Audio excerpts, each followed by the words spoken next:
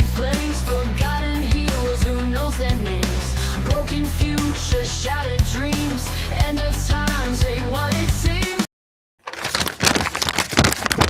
Hello friends, it's Sam Chaney reporting for Weaponized News. Today is May 19th, 2026. Thank you for joining us on this Tuesday edition of Weaponized News.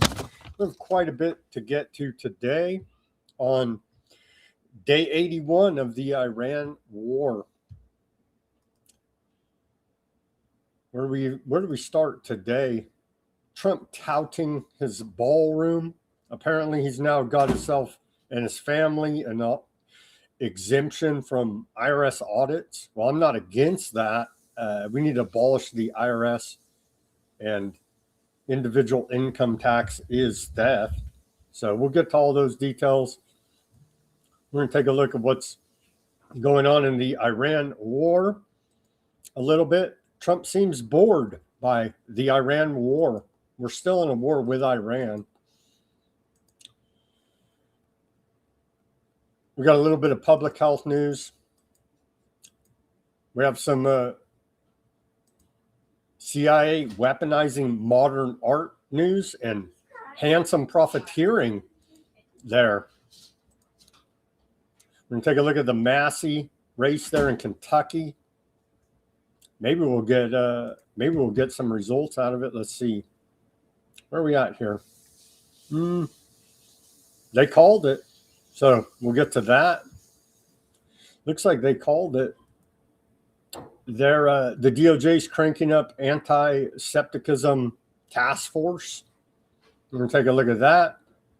We got geopolitical news, economic news, Epstein news, and of course, the genocide in Gaza continues, and they're leveling Lebanon, and that project continues. Cover all that and much more on this Tuesday edition of Weaponized News. Thank you for joining us. Shout out to Ruckus in the YouTube. All right. We don't have that much in November over there. What do they say? Person turquoise waving, face blue smiling. Is that some kind of secret code? We may be using secret codes here. We may just have to learn a new language, because apparently English is offensive to those out there, and so we have to speak in code to not be censored. I mean, I'm not even trying to offend anybody, not spreading any hate, just saying, hey, it's my right to not agree with this insanity, dystopian reality they're creating around us. I have some rights in all this too, you know, and so do you out there in the audience, and it's your right too to say we don't agree with this insanity, and we're not bad for exercising our rights. All right, let's get to this day in history. We don't have that many significant events, really. Let me blast through this. On this day of May 19th, we go to the year 1828 on this day. We saw U.S. President at the time, John Quincy Adams, signs the Tariff of 1828, Tariff on Abominations into law to protect industry in the North, part of prepping for the American Civil War. On this day in 1883, William F. quote, Buffalo Bill Cody opens Buffalo Bill's Wild West show in Omaha, Nebraska. On this day, 1883, 1885, on this day, 1885, we saw the first mass production of shoes by a Lasting Machine Company in Lynn, Massachusetts. On this day in 1913, probably the worst year in American history, 1913. We got a whole lot of tyranny out of 1913. But on this day in 1913, a Webb Allen landholding bill passes, forbidding Japanese from owning land. 1928, on this day, we saw 51 frogs enter the first annual frog jumping jubilee in Angels Camp, California. Quite an event there. 1952, on this day, Thesis. Time magazine features Thesis, an electrical learning machine built by American scientist Claude Shannon, as the first example of artificial intelligence. On this day in 1954, Postmaster General Summerfield approved CIA mail opening project. They've been spying on it, like I keep saying, man. They've been spying on it since the freaking telegraph, and before that, they would have somebody sneaking around trying to spy on you, man. So they want to know everything we're doing, and everything they're doing is national security and secret. So just to let you know what kind of tyranny we're under and have been under for an extremely long time in this country. On this day in 1962, Marilyn Monroe, many say she's a MK Ultra sex slave, part of MK Ultra Monarch program.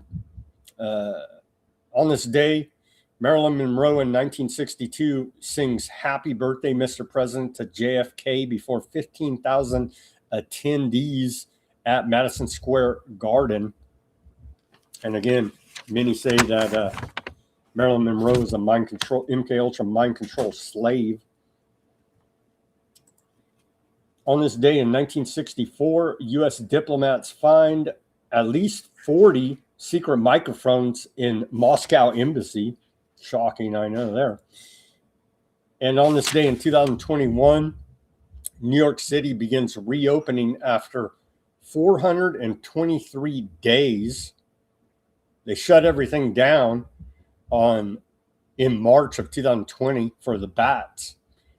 And they say the bat death toll in New York City, you guessed it, 33,000 with their 33 columns.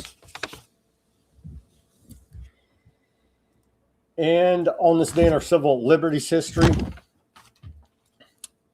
in 1961, Supreme Court rules Sunday, quote, blue laws constitutional. Blue laws or Sunday closing laws are statutes that prohibit commercial businesses from operating on Sunday or other religious holidays. In McGowan versus Maryland, decided on this day, the Supreme Court declined to ban such laws as violating the Establishment of Religion Clause of the First Amendment.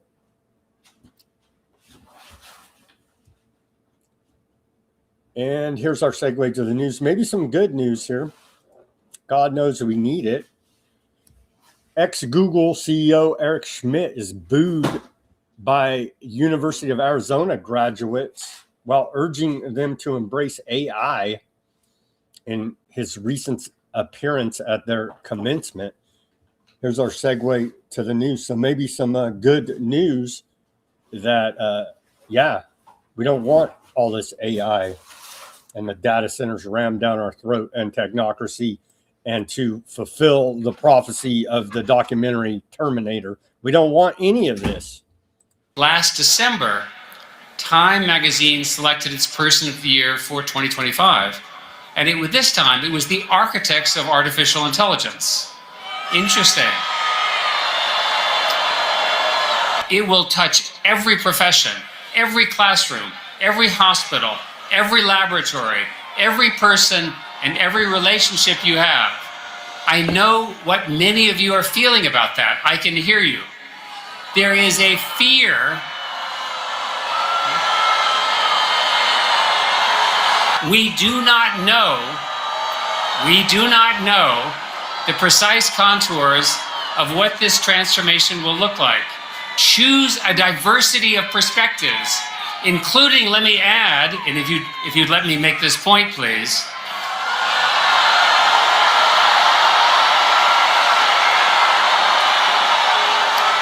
If you don't care about science, that's okay, because AI is going to touch everything else as well. Whatever path you choose, AI will become part of how work is done. If you have a problem in the world you want to solve, you can now assemble a team of AI agents to help you with the parts that you could never accomplish on your own. Let me give you some advice. First, find a way to say yes. And thank you very much and good night. Find a way to say yes. Everything's gamed, rigged already. Now let AI lie to us and have these technocrats control everything.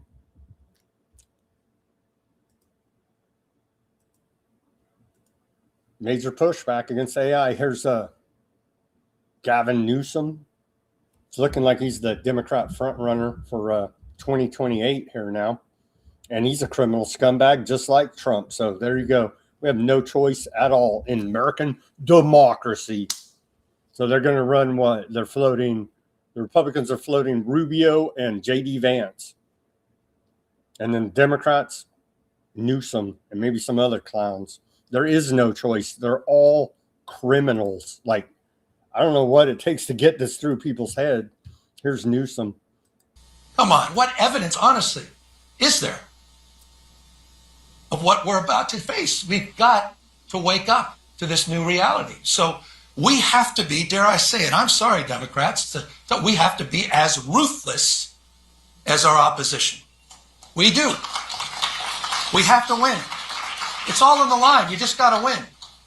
I'm done winning arguments. With all due respect to the niceties, it feels good, but we're going to lose our republic. Come on. Gavin Newsom cares about the American Republic. Here's clown Trump at his stupid ballroom, which is really a bunker. And so they're going to, it looks like they're going to get us bombed. And then they're all going to be in their bunker and leave us hung out here to dry. And that's what looks like is going to happen here now with this whole ballroom situation. America may be able to even stop the big bombs coming from Russia, China, and God knows where else. But they'll stand down. They'll be in their bunker, and they'll try to wipe out as many of us as possible here now. There will never be another thing like this. I don't believe it, Bill, from a cost standpoint. This is all my money and donors' money. This is tax-free. So when we're talking about they're going to give money, they're going to give money. The money they're going to give is really for the security of that and the whole White House premises. And I guess you probably need that nowadays. We've done the fencing on the outside of the White House. It's all titanium. You see the black fencing. That's been just done recently. And it was approved originally by me, and it's been completed, and it's very powerful. Very powerful. The tractor, a bulldozer cannot knock it over. It goes down deep, and it's titanium enforced steel bunker there for the criminals. The White House posted this: nothing like this will ever be built again. Trump gives the press a look at the White House ballroom construction project built by his personal and private donations.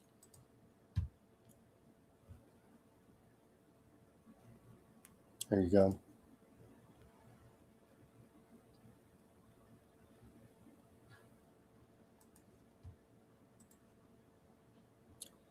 They streamed it how long? 44 minutes. 44 minutes of Trump talking up his ballroom, the White House posted. I'll spare you on that. Here's J.D. Vance,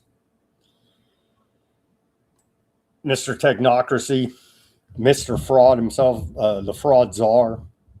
He says that, well, I'll play you the clip. He admits that he doesn't understand Iran, but allegedly he's the lead negotiator here in trying to bring about peace with Iran.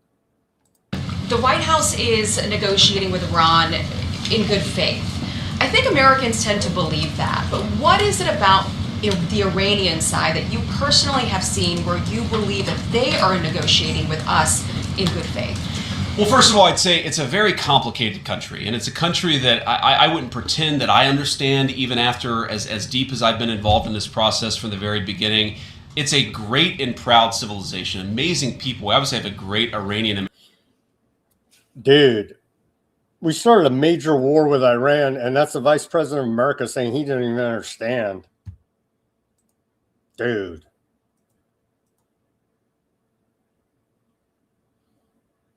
So everybody's fingers on the trigger. Report out of CAN News. U.S. and Aardvark land appear fully coordinated and prepared for a possible renewed campaign against Iran, with Trump expected to make a decision soon.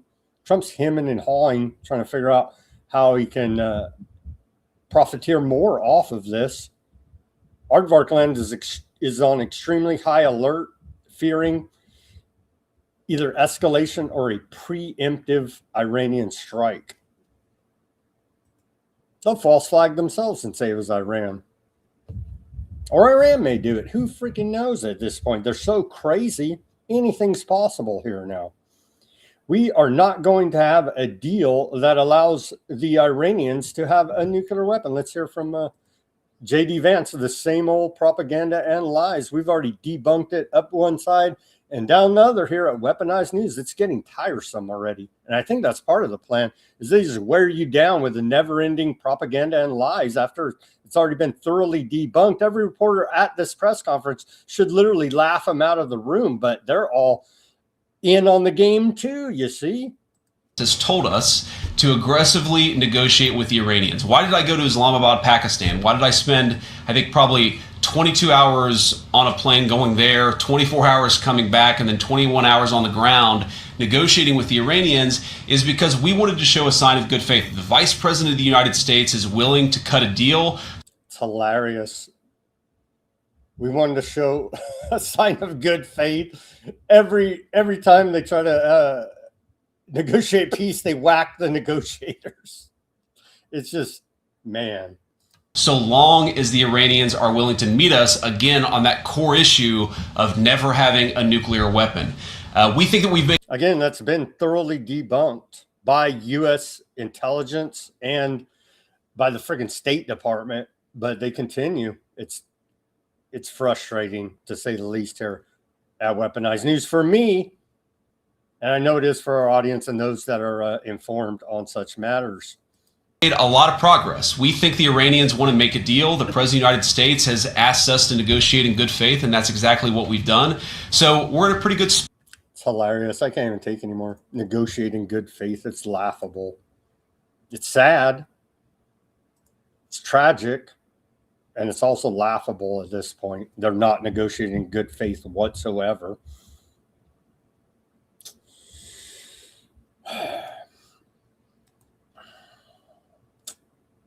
Here's Trump. What does he say? He said, Trump says he's giving Iran a, quote, limited period of time to make a deal because we can't let them have a nuclear weapon.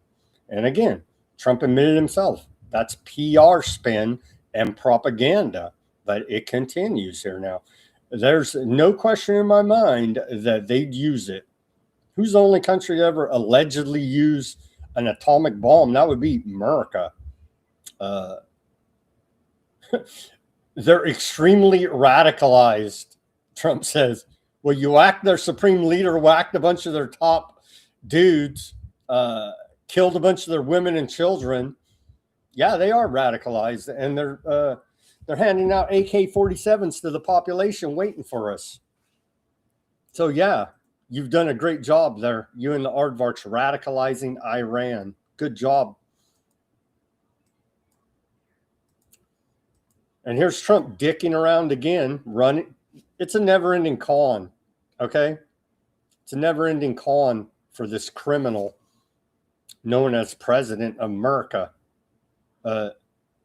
Trump says that he will give Iran 2 to 3 days, maybe early next week, before taking additional military action. You literally can't believe a word he says. So they're planning military action right now as he's saying this. for Iran to come to Well, I mean, I'm saying 2 or 3 days, maybe Friday, Saturday, Sunday, something, maybe early next week. A limited I got to cook up some more schemes to profiteer off of all this. Translation there for MAGA is what he's actually saying. period of time. Because we can't let them have a nuclear weapon. If they had a nuclear weapon, they would start with Israel. They would blow it up. And they would blow it up fast. But they'd blow it up. And I'll tell you what, they'd go after Saudi Arabia. They'd go after Kuwait. They'd go after UAE. They'd go after Qatar. They'd go after, I think they'd go after the entire Middle East. And it would be a whole different negotiation. It would not be, it would be nuclear holocaust. And there's no question.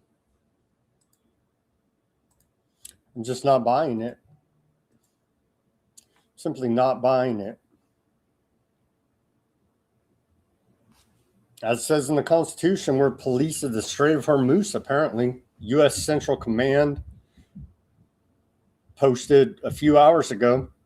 U.S. CENTCOM says CENTCOM forces continue to enforce the enforcement of the U.S. blockade against Iran, stopping the flow of commerce into and out of Iranian ports. 89 commercial vessels have been redirected to ensure compliance.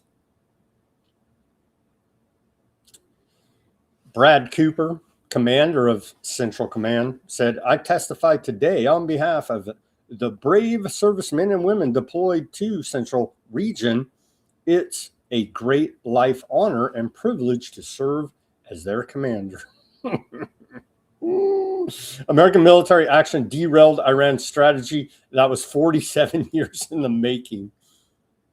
So who knew? But we've been at war with Iran for 47 years, apparently. It's been even longer than that, since 1953, right? But they just want to take it back 47 years here now. What else does he say? We are committed to the law of armed conflict. The United States does not target civilians. They blew up they did a ritualistic blood sacrifice to kick off this whole war by blowing up that girls' school and a playground park next to it as well, to radicalize the Iranians. And so they continue. That's all they do, is target civilians, in large part here now. Here you go.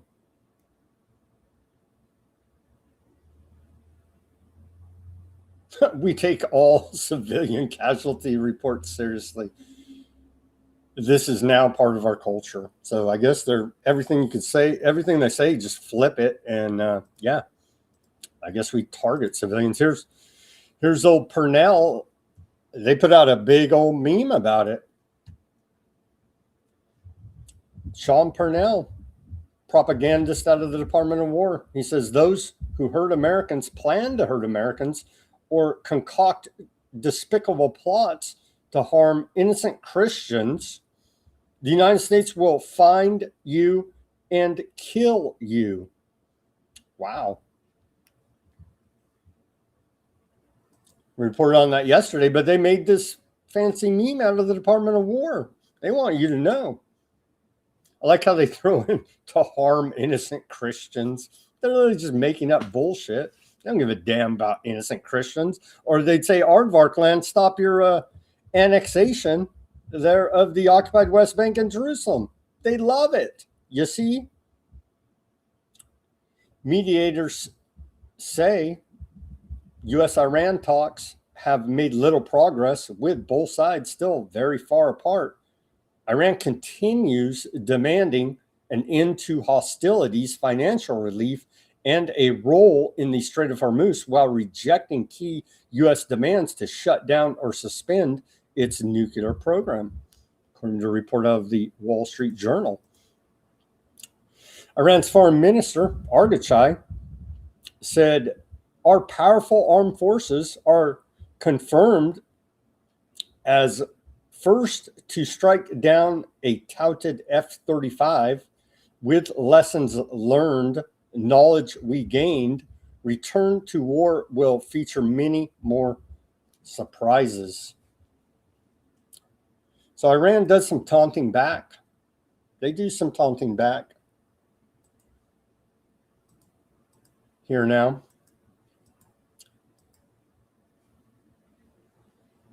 That's where we're at. Stalemate.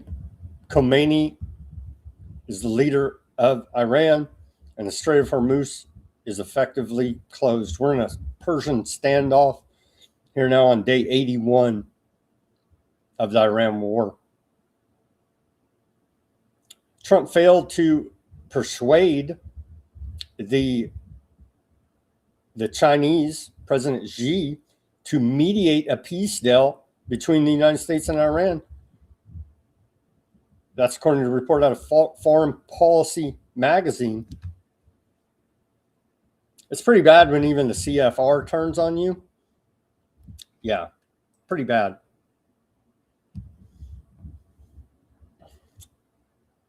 Aardvark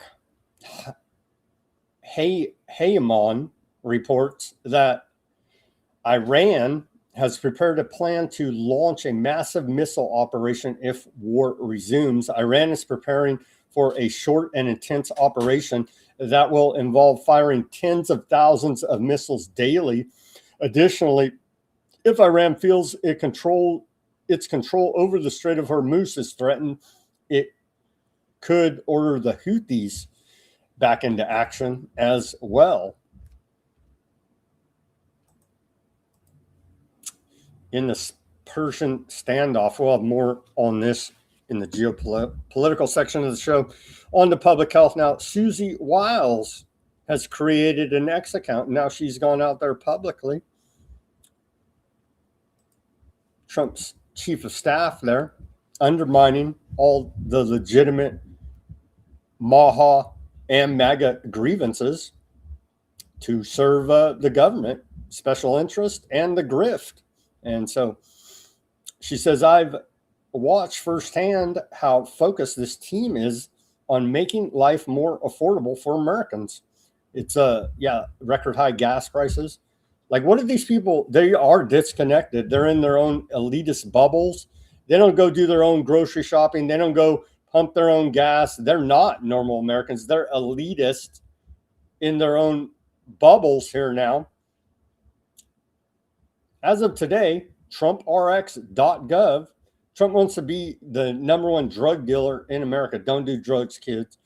Has already saved Americans more than $400 million, and we've added 600 more medications to the program.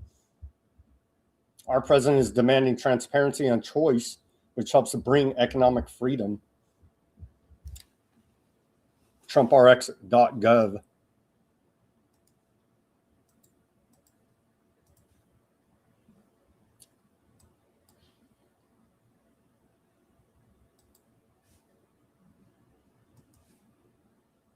President Trump is rolling out a new effort on the federal website that's promising to save Americans money on prescriptions. Today, the administration announced that TrumpRx.gov will now offer discounts on more than 600 generic drugs. Officials say the pricing is based on negotiated rates with drug companies with the goal of making medications more affordable and easier to access. People are saving a lot of money over the next 10 years. The Council of Economic Don't do their drugs, kids. Don't do their drugs. Here's Dr. Oz inviting, oh, by the way, he invited Epstein to a Valentine's Day party. So Dr. Oz says TrumpRx.gov is your government's gift to you. Don't walk, run from TrumpRx.gov. And so think of TrumpRx.gov like a transparency site. We're going to put as many drugs as possible on the platform, using as many partners as possible. We don't make any money on TrumpRx.gov. It's your government's present to you. All we ask is that you check the prices on TrumpRx.gov before you fulfill a prescription anywhere in the country, because a lot of times the better prices will be available on the website. You can get a coupon. You can have it shipped to you. There's lots of solutions. It was built by a wonderful team in National Design Studio. The head of that studio, Joe Gebbia, actually founded Airbnb. Ed Korstein, a great team of technology experts, has crafted this for the American people. And now more than half of all the prescription interactions in America will have options available at Trump. They never say, hey, maybe don't do their drugs. Don't do the Rockefeller medicine. They never say that. Peer-reviewed paper says genetically engineered ticks to spread meat allergies is morally obligatory. Western Michigan professors claim that CRISPR-edited ticks could be used to spread alpha-gal syndrome as moral bioenhancement to force humans away from eating meat. This sounds like bioterrorism dressed up as bioethics. CDC estimates that as many as 450,000 people in the United States may be affected by alpha-gal syndrome. That's making you allergic to meat. That's where we're at. And where did Lyme disease come from? Well, I posted it on the X, and I'll put it in the links in the description in this video. But way back, I believe this was 2007, 2006, back when we still had local independent media in this country that would actually do investigative reports. Anyhow, going back to 2007, 6, Long Island TV station VVH TV interviewed lawyer Michael Christopher Carroll about his book, Lab 257, where he details in there how they're engineering bioweapons on Plum Island with the help of Nazi scientists via Operation Paperclip. And he goes into great detail there in this interview, and of course, obviously in his book. And so I do have that interview posted on the X. It's very rare. And so I'd advise people to go take a look at that. And so you can get an idea about what all they cooked up over there on Plum Island. Weaponized Lyme disease. All right. We're moving fast through the news. I like it. We're getting through all this information. Modern art was a CIA weapon. That's when was this posted? 1995 by UK Independent.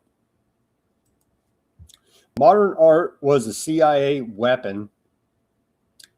And they go through here and they say, yeah, it was a big joke. But yeah, it turns out it's actually a fact. The Central Intelligence Agency used American modern art, including the works of such artists as Jackson Pollock, Robert Motherwell, Wilhelm de Kooning, and Mark Rothko, as a weapon in the Cold War in the manner of a Renaissance prince, except that it acted secretly.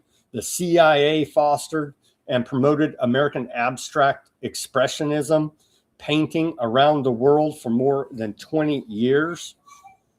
And then the reason I bring that up is this story today in the failing New York Times. Pollock and Bransky join the $100 million club at auction. And so it turns out that these paint splatters are, a subversion method that the CIA launched on America and the rest of the world and said, this is art now. And so it's demoralization, and it's been weaponized against us. Now they're selling it for $100 million. And all this high society art, $100 million paintings, in large part is money laundering and tax evasion for the elite out there. And this is just rubbing in our face. Yeah, these paint splatters are now worth $100 million. Well, this whole project is CIA weaponized art. Truly disgusting what they've done to our culture and society. So it turns out, looks like old Ed Galrain has won. Looks like he has won. They've called it here in the Courier Journal. The Courier Journal has called it there. U.S. House District 4 Republican primary, Ed Gallerine has defeated Thomas Massie in the Kentucky Republican primary, the most money ever spent, more than $30 million spent there. And so I guess that goes to show that you can, and they have, bought democracy there with, in large part, with aardvark lobbying firms. And so I had a whole section set up, but the race has already been called here about the back and forth, Here's ZBS News says old Massey's an antiseptic. It's just so tiresome at this point. But hey, they're just getting started. Okay, they're just getting started. Yeah. In this congressional district, which is now the most expensive House primary ever in the United States. Is it worth it? You'd have to ask Miriam Adelson on May 20th if it was worth it. Because, you know, they tried to buy my vote for 14 years and it was never for sale. Now they're trying to buy a seat here in Kentucky. I think they underestimated the reserve price of my constituents. They waded into this. They thought they could buy this seat with a couple million. That didn't work. And now they're throwing good money after bad. The thing that surprised me is how much money we've been able to raise. I don't have 3 billionaires who want to just throw their money away. I've got the grassroots, tens of thousands of donations. Average donation for me is about $80. And we've been able to go toe to toe. A lot of that 32 million is coming from our side, but it's coming from regular working Americans. When you say that they spent money to try to buy the seat, who are you talking about specifically? I'm talking about the Israeli lobby, AIPAC, Republican Jewish Coalition, Miriam Adelson, Paul Singer, and John Paulson. These are the groups that have given 95% of the money to my opponent because they're mad at me over foreign policy. Now, what's interesting is my policy has always been no country is special and no country deserves my constituents' taxpayer dollars. So I have never voted for foreign aid to Egypt, to Syria, to Israel, or to Ukraine. But the ones in Israel, since they're the biggest recipients of it, that makes them a little bit mad. Yeah, and that's why he lost. That's why he lost. And this too. Here's Ben Swan interviewing Massie. Pizzagate is real. I want to give him all the credit for forming that coalition. He got blue-collar workers to show up. He got moms that want healthier food to show up. He got some of us conspiracy theorists to show up. By the way, a lot of those things you were talking about 10, 12 years ago, they turned out to be true. Right? Pizzagate is real. Better believe it.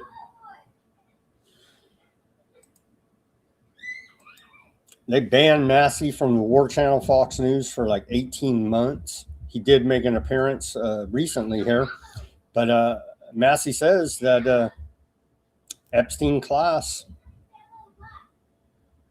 as their foreign-backed candidate, essentially there.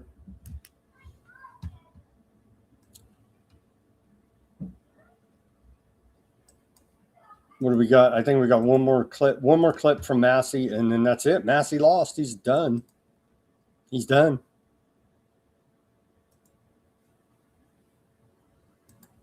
I cannot wait for May 19th. It's going to be so great.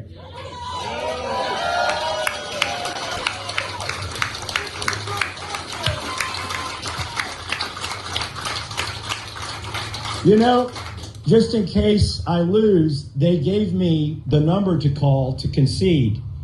The area code is Tel Aviv, though.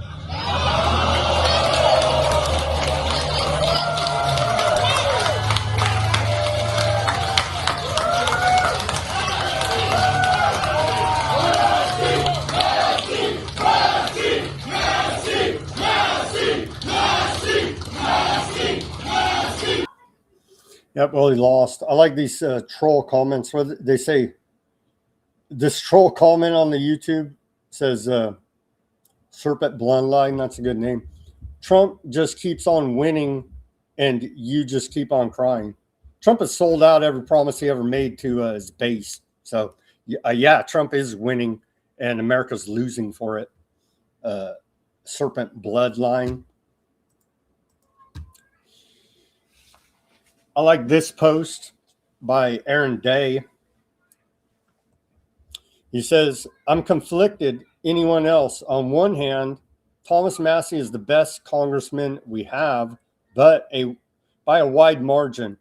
He stands on principle and forced the Epstein files into the daylight, which should permanently change how people understand the way the world actually works. On the other hand, his winning feeds the illusion that we can vote our way out. The attempt to achieve liberty through the Republican Party has already failed. The trajectory isn't improving. The technocrats are moving at warp speed, faster under total Republican control. The only real exit is for people to recognize their rights don't come from government, take command of their own thoughts, actions, and emotions, and build parallel systems. If politics is understood as a tool to slow technocracy while we build alternatives, great. If a Massey win becomes another excuse to outsource your free will and skip the work of building outside the system, it's a gigantic net negative. Well, we don't have to face that, Aaron Day, because Massey lost. And then I think this sums up pretty well. Jason Bassler, Free Thought Project, posted this. He says, Montague Norman was the most powerful central banker of the early 20th century. In a 1924 speech to the United States Bankers Association, he said, by dividing the voter through the political party system, we can get them to expend their energies in fighting for questions of no importance. 100 years later, people are still trapped in the same left-right divide while the state keeps expanding. And I think that pretty much says it, doesn't it? I think so. That was 1924 speech by Montague Norman. And we're in 2026 and we're still falling for the same con job. American public. Instead of wake up, how about grow up? We should change it, I think, instead of, because they always say, oh, you got to wake up to this, that, and other. How about grow up? How about grow up? Here is Mr. Fraud himself, the fraud czar, Vice President J.D. Vance, on the newly created Anti-Weaponization Fund.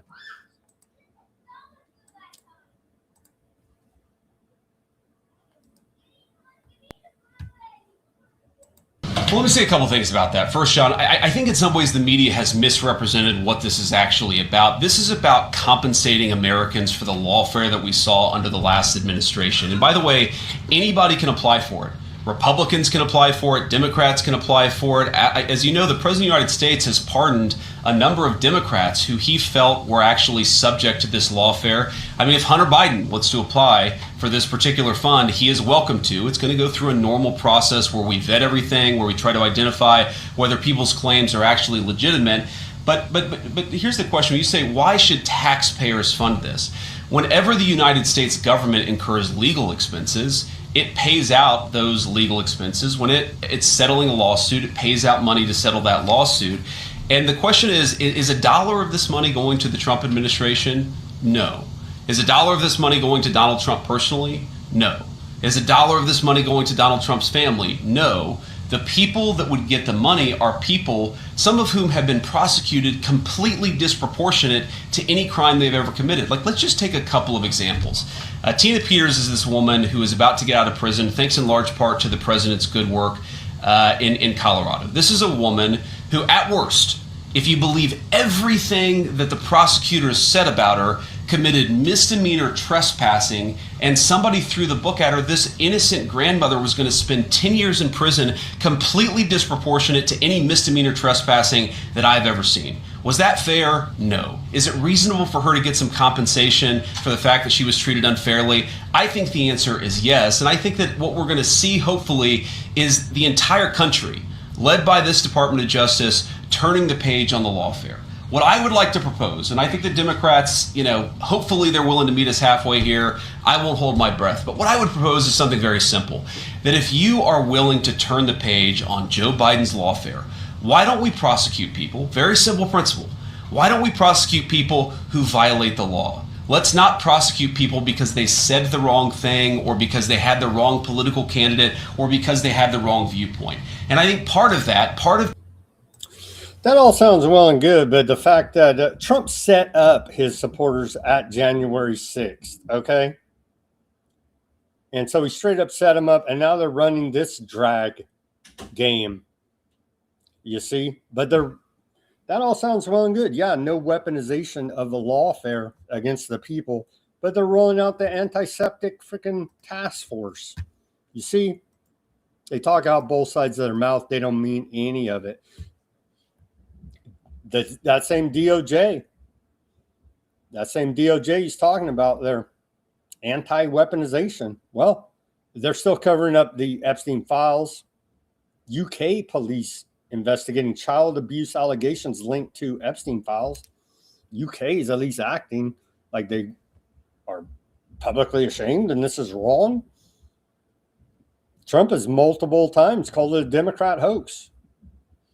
Surrey police is investigating 2 separate allegations of non-recent child sexual abuse claims linked to informant that appeared in the Justice Department files related to Epstein. Open report relates 2 locations in Surrey and Brookshire in the mid-1990s and 2000. The other relates to mid-late 1980s in West Surrey. No arrests have been made as the investigation continues. The police said, "We take all reports of sexual offending seriously, and we will work to identify any reliable lines of inquiry to verify information to establish corroborating evidence." That's what you're supposed to say, right? That's what the police are supposed to say. Well, we had these FBI intake forms. We went over them, all kind of horrific, evil stuff reported. FBI looks at it, and just freaking throws it in the garbage. You know what I mean? And that's just what we have in the very limited scope of the Epstein files.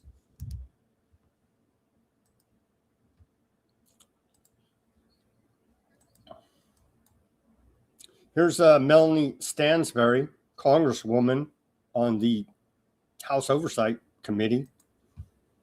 Says they're continuing the investigation. Hey everyone, well, happy Tuesday. I am here in Washington, D.C., and I am outside the U.S. Department of Justice. I am just about to go in and look at the Epstein files once again because our investigation continues. As you all know, we are continuing to investigate what happened in New Mexico to seek justice for the survivors. Yesterday, we had another bipartisan deposition in the Oversight Committee. We interviewed Tova Noel, who was the prison guard who reportedly was the last person who saw Jeffrey Epstein in prison the night that he died. We also are preparing for the deposition of Pam Bondi next Friday. And many of you have been asking about contempt of Bondi. She is scheduled to come in before the committee because after we filed those contempt charges in Congress, amazingly, 45 minutes later, she announced that she was coming into the committee. And so we are preparing for all of that. Now, it is a busy week here in Washington, D.C. Among many other things going on here this week is the reconciliation bill, which is being used as a vehicle to try to push through a gigantic slush fund for ICE for the administration because their funding has not gone through the regular budget process, and they are basically trying to get a blank check for the remainder of the Trump administration. And as you all know, they also happen to stick $1 billion in there for Trump's ballroom. Now, that has run into a lot of issues in the Senate, but they are still trying to finagle their way to get it into the bill.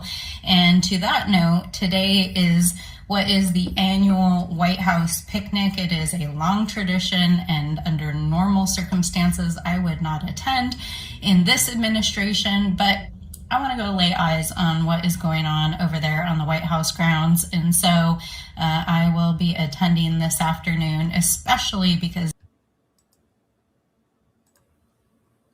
I see a lot of trolls over there in the YouTube comment section. If you're trolling this show, man, I would say you need to seriously get a life.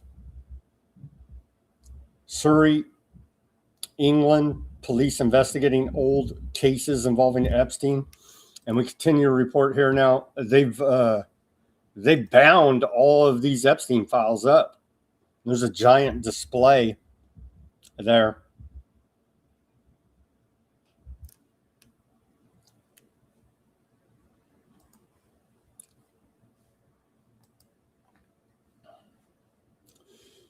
Yeah, it was about the same report on the Surrey, England investigation.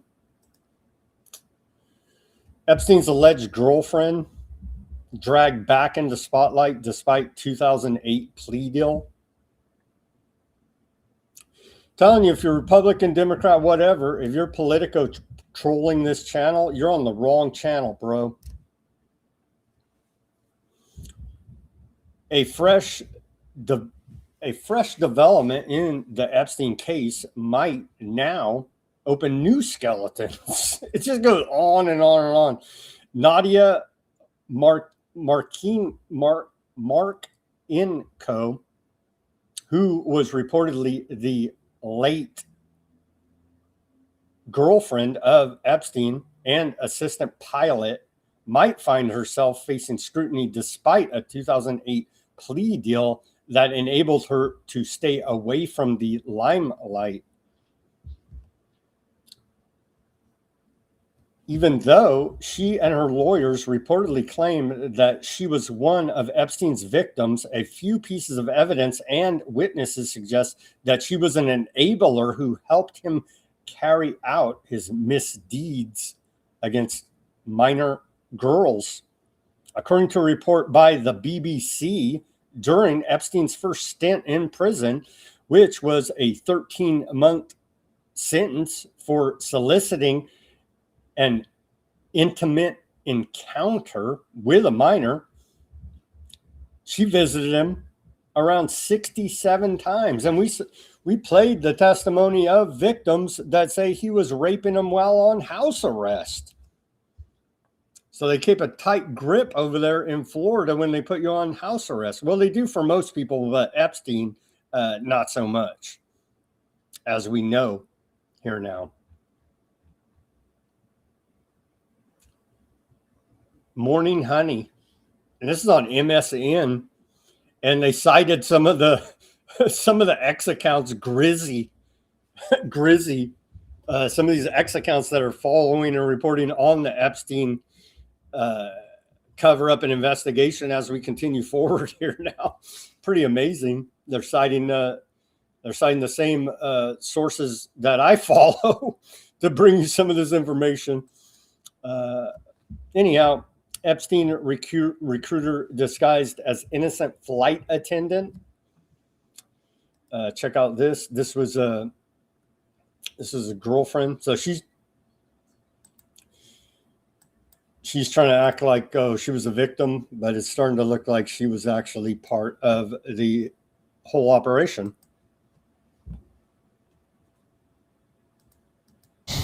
Welcome to Aviloop, your collective buying website for anything aviation. We offer deals on flight lessons, pilot accessories, fuel, FBO services, charter flights, and even small aircraft. Hi, welcome to Cole's Flight School on Avaloop.com. My name is Ashley and I'm your Jill attendant. Anyone who...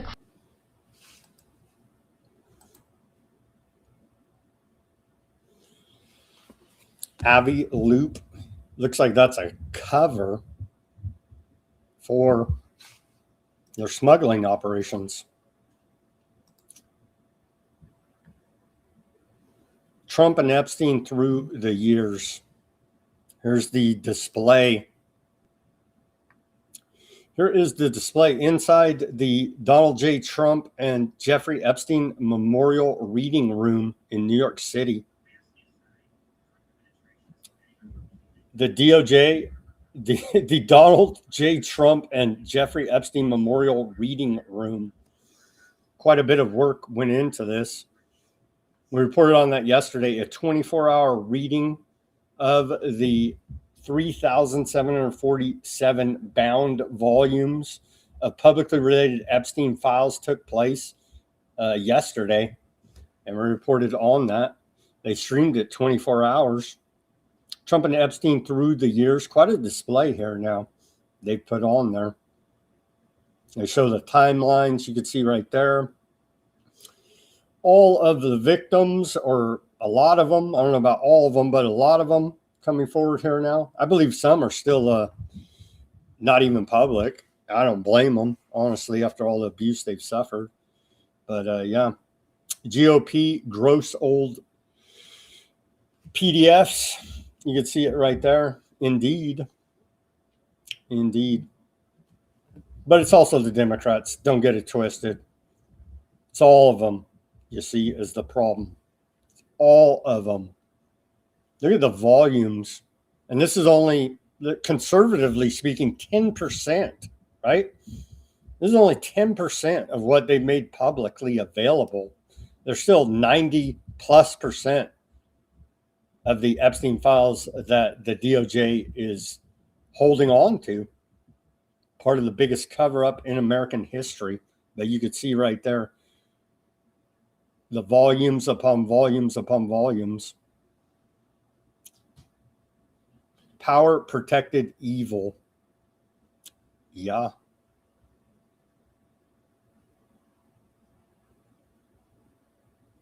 Quite a display. Quite a display indeed. Trump and Epstein through the years. A documented timeline.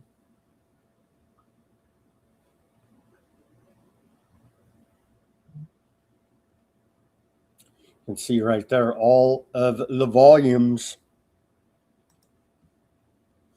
So good for them. Todd Blanche, acting attorney general, he promises not to recommend a pardon for Ghislaine Maxwell in testimony to Congress earlier today. And so he's a lying lawyer, so I wouldn't put much faith in anything that he says, but as of right now, he says no pardon will be issued by the Justice Department for Ghislaine Maxwell. Second batch of Mandelson files won't be published this month. The report out of the BBC, the second tranche of documents related to Lord Mandelson's appointment as UK's ambassador to the US will not be published this month. And the investigation there says that he was trafficking state secrets essentially through UK government, UN documents and others to Epstein, so he can game, twist, and manipulate a bunch of different foreign policy, all kinds of different stuff. They're using this inside information for. And of course, the disgraced Mandelson has been forced to resign there, along with Mick Sweeney, Keir Starmer's chief of staff. All right, we're at the 1 hour mark. And I guess we're doing something right if we're attracting all of these trolls on the YouTube. All right, friends, give me that like, share, subscribe, push that notification button. Go to weaponizednews.com. Get yourself a holograph sticker, white background sticker, and clear sticker right here. Weaponizednews.com/shop.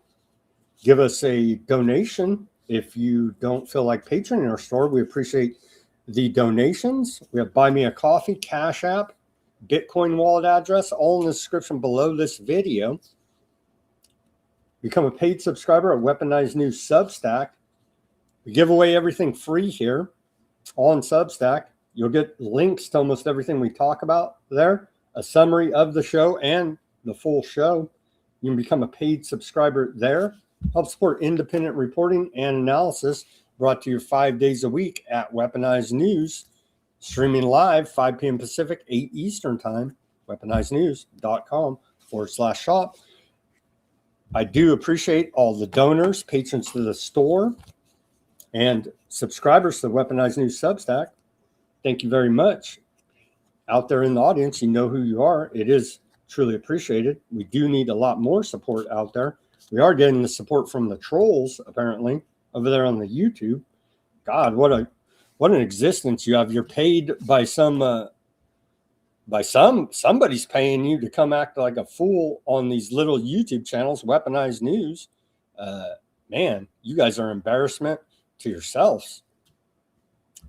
Anyhow, weaponizednews.com/shop.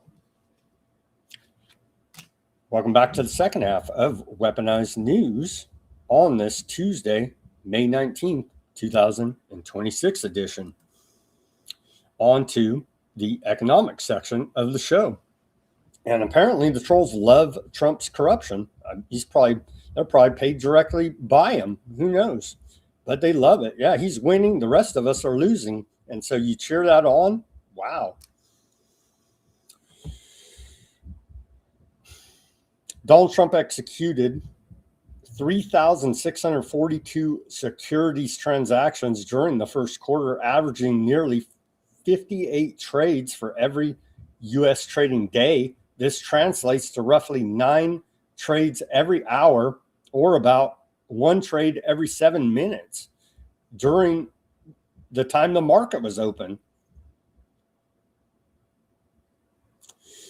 Trump made 94 different trades of, quote, Magnificent Seven stocks in the first quarter of this year. The trades were valued at between 50 million and 70 million across 64 buy orders and 30 stock sales. So, yeah, the most corrupt administration we've ever seen. That's saying a lot coming out of the Biden administration, right? So Trump had to one up Biden on his corruption, and he's done so here now. And backhandedly propped up the evil Putin YouTube.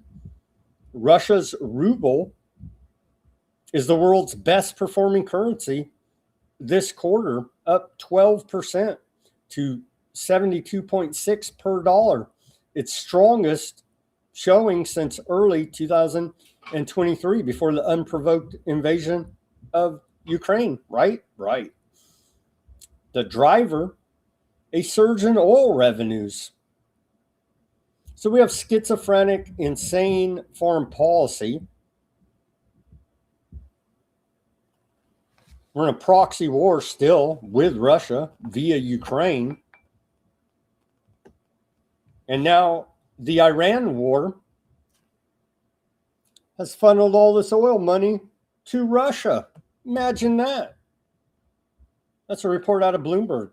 Truly amazing. Schizophrenic. These people shouldn't be in charge of freaking cleaning the toilets in the Epstein reading room.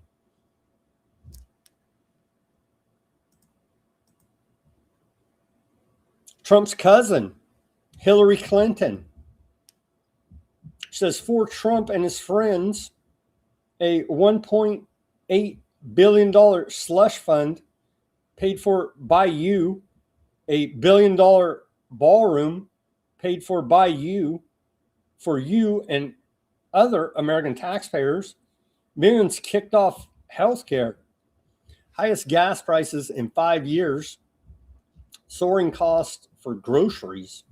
Another disconnected elitist here, Hillary Clinton, she posted this. She's not wrong about most of it, but she's just as corrupt and evil as all the rest of them. You know what I mean? So it's like two demons are sitting there calling each other bad. They're all bad. Like, why can't people wrap their little tiny pea-sized miracle damaged brains around this fact?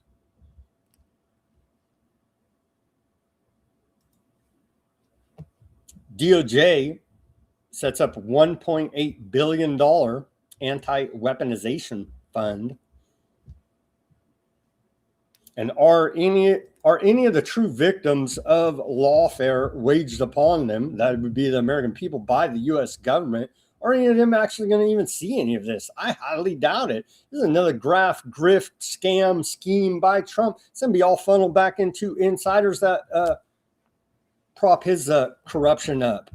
We shall see here now. We shall see. I'm not holding my breath on this anti-weaponization fund. It's got Hillary Clinton all up in arms about it. Another fake, like she gives a damn about U.S. taxpayers.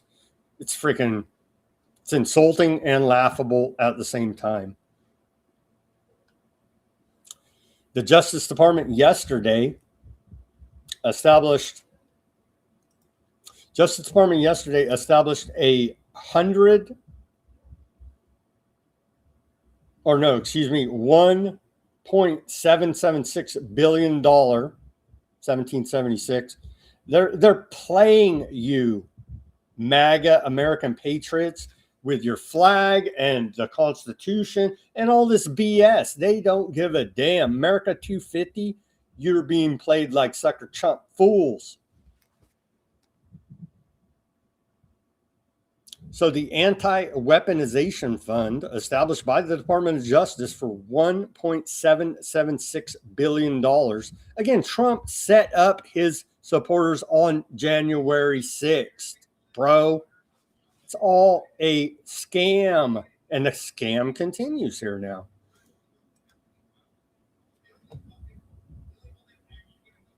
Get a load of this one. Acting Attorney General Todd Blanche says the United States is hereby forever barred and precluded from prosecuting or pursuing examinations or similar or related reviews against Trump or related or affiliated individuals, including family members or related companies and trusts. Here's that letter. It's straight up racketeering.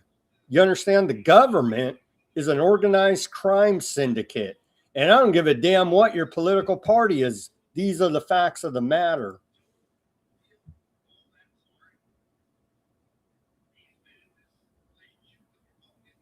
And taxation's theft, and they shouldn't be auditing anyone on top of this. But this is the system we got. And now Trump's above the law. So he can carry on his corruption unimpeded by any law and order. U.S. Justice Department forever bars IRS from auditing Trump's past tax returns. I'm not against that. I say abolish the damn IRS. But that's not the point here now, is it?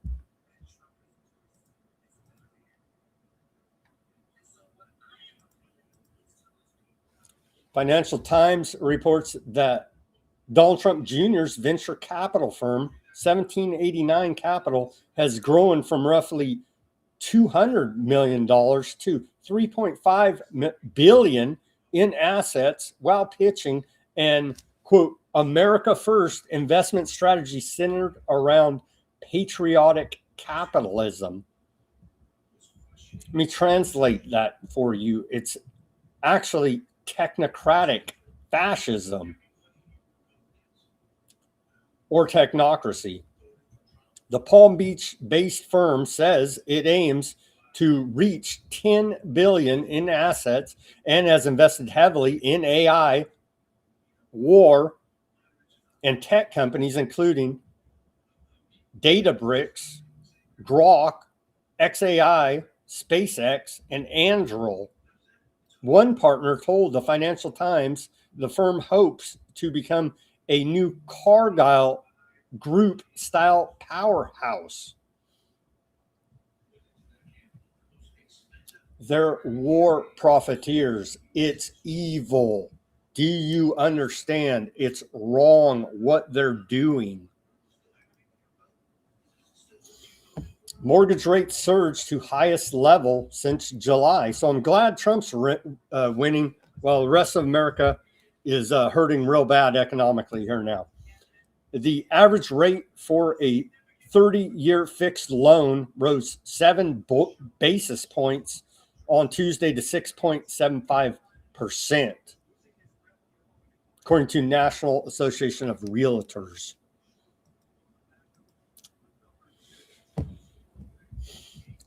Financial Times reports that Trump's war has cost Americans an additional $40 billion in fuel, which has exceeded the cost of repairing the country's bridges and restarting the air traffic control system. And then here is our AAA national average for the price of a gallon of gasoline. I guess this is winning for you fools out there trolling me. So here's your AAA national average, $4.53 a gallon across the country. And Brown University, the Watson School of International Affairs and Public Affairs. Let's take a look at this tracker. It's going up every day. We're getting, we're in price gouge by Rockefeller oil oligarchy. It's up to now, combined with gasoline and diesel, $327.56 per household. The burden placed upon us for this unnecessary illegal foreign war of aggression against Iran. Total consumer burden since the start of the war. It's going to be it'll be 43 billion tomorrow. We're at 42.9 billion consumer cost burden since the start of the war, February 28, 2026.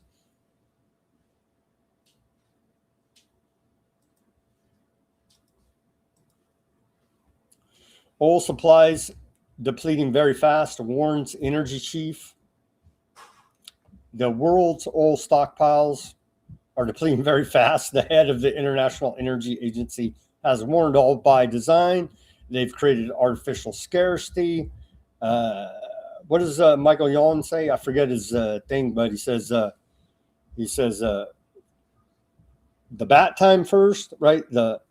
I don't even want to say the words because the censorship against me has been so heavy. Anyway, they did the bat thing. Next is famine. Next, a major world war. All of it engineered. And it looks like that's the exact path we're going down, unless enough people stand up and say no. All we have to do is simply non-violently not comply, and their machine will stop. Economic fury, U.S. Treasury chief demands allies intensify sanctions against Iran. So today, U.S. Treasury Secretary Scott Bessent urged Washington allies to intensify efforts to dismantle Iran's banking and oil export networks during the so-called No Money for Terror conference in Paris. And again, everybody I don't like, you're a damn terrorist.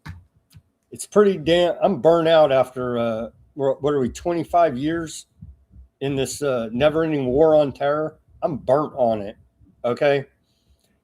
Again, one more time, the West in large part creates these terrorist groups.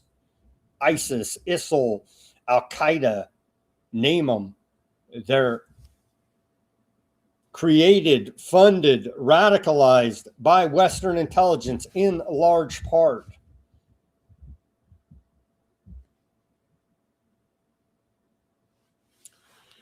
U.S. expands blockade against Iran with new maritime and banking sanctions. And so the weaponization of the world's reserve currency, your U.S. dollar with the pyramid and the all-seeing eye on the back of it right there.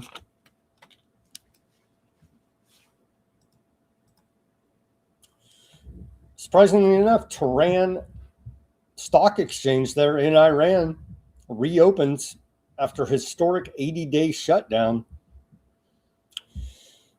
Iranian officials reopened its stock exchange this morning, ending the longest trading suppression in the nation's history. The Tehran Stock Exchange had been frozen for nearly 80 days following the beginning of the Iran war, February 28, 2026.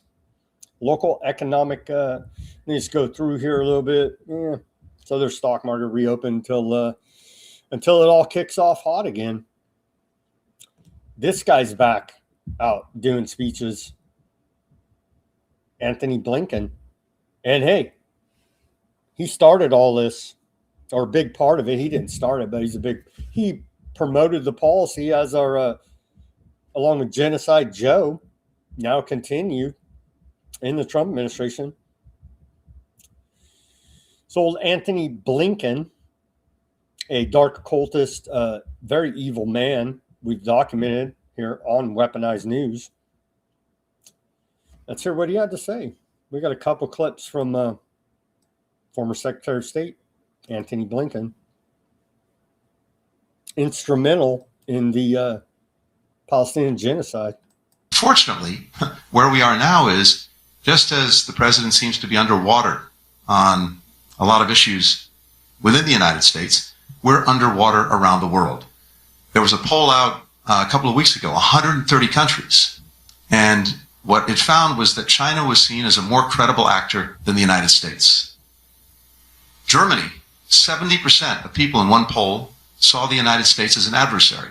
So this means that our ability to align, to build convergence in ways that can deal with the challenges that China poses has been vastly diminished. Fortunately, and he started it way back, right? Him and Jake Sullivan and their whole crew, we covered it at the time when they were in power. More from Blinken here on China. and that means making ourselves as strong as possible at home with the right investments, but it also means making ourselves as strong as possible around the world, aligning other countries, building convergence, because, to the point you made, if we're competing with China one-on-one, that's a game that we may lose. Their market's much bigger. Their manufacturing is 3 times our manufacturing. Purchasing power parity is greater than ours. More papers, more patents, a bigger navy. You can go down the list. But when we're aligned with Europe, with Japan, with Korea, with India, with Australia, with Canada, we go from about 25% of world GDP to 50 or 60%. A lot harder for China to ignore.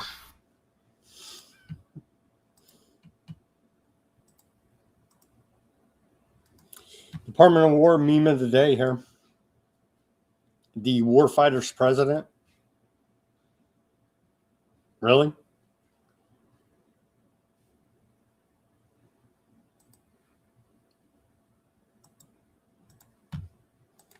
American greatness. It's a weird meme out of the Department of War.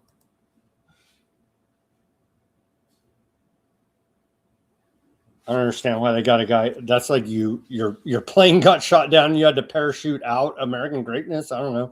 Maybe there's paratroopers. I don't know. But this one, yeah, I don't know. I don't get it. American greatness is that you got shot down and had to parachute out of your plane.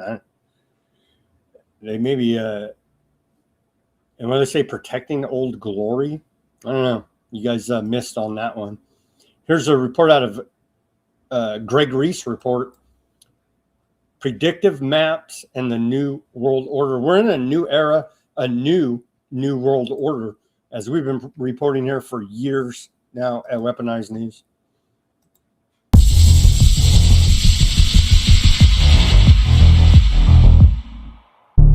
The Hopi prophecy is based on an oral record that spans thousands of years. It speaks of cyclical cataclysms and says that one is coming in our near future, and that it will be the transition between the end of the 4th world and the beginning of the 5th. Several ancient texts have documented cyclical cataclysms. The Bible begins with the replenishing of the earth, which many biblical scholars interpret as a restoration after a previous destruction, and it ends with destruction.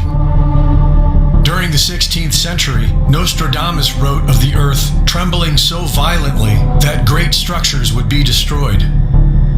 Edgar Cayce, America's sleeping prophet, documented over 14,000 psychic readings that have been stunningly accurate. He had visions that simultaneous eruptions of Mount Pelée in Martinique and Mount Etna in Sicily would occur approximately 90 days before the West Coast is flooded. Gordon Michael Scallion was an electronics consultant with no background in mysticism when, in 1979, he suddenly lost his voice and began experiencing visions of future Earth changes. He published maps that show America's coastlines underwater, the country cut in half from the Great Lakes to the Gulf of Mexico, and Denver, Colorado as a future seaport. After years working as an electrical engineer for the U.S. aerospace industry, Aaron Abramson began focusing on psychic research. He predicted dramatic Earth changes and created a future map of the United States that showed the same coastal inundation.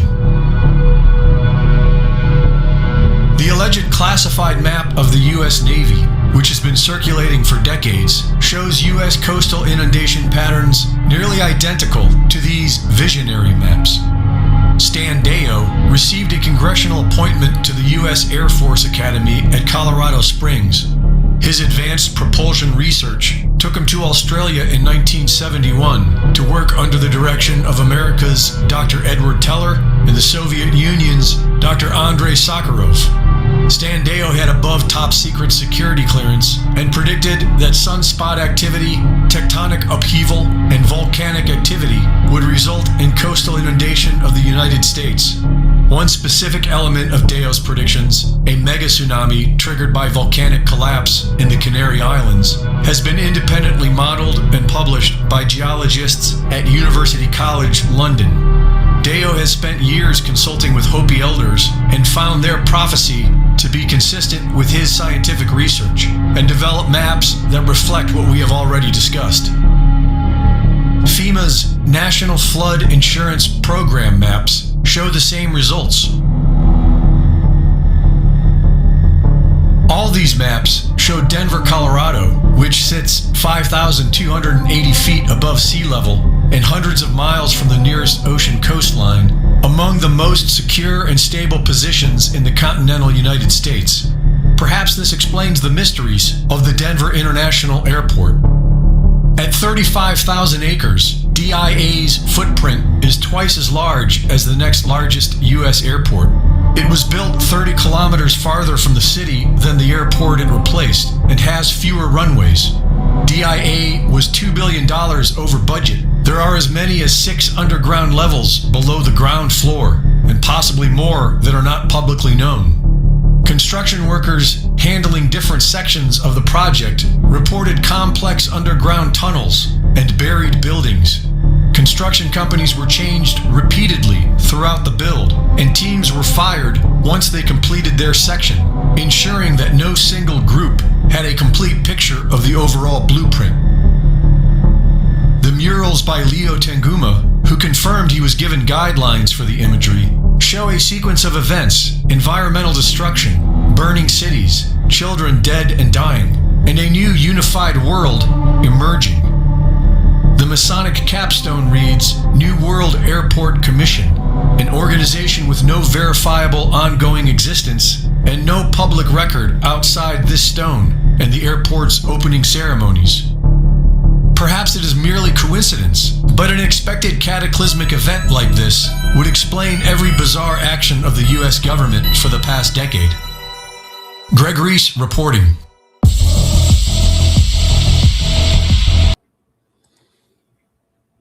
There you go. Is any of that going to happen? I don't know. Pole shift? I don't know. But the government's going to take care of themselves and leave us all hung out to dry. And believe that. Most evil man in the world, YouTube, Putin. He is going to do a big meeting with China, with Xi. He arrived there today, and they're going to have a big meeting. They're laughing about Trump, probably.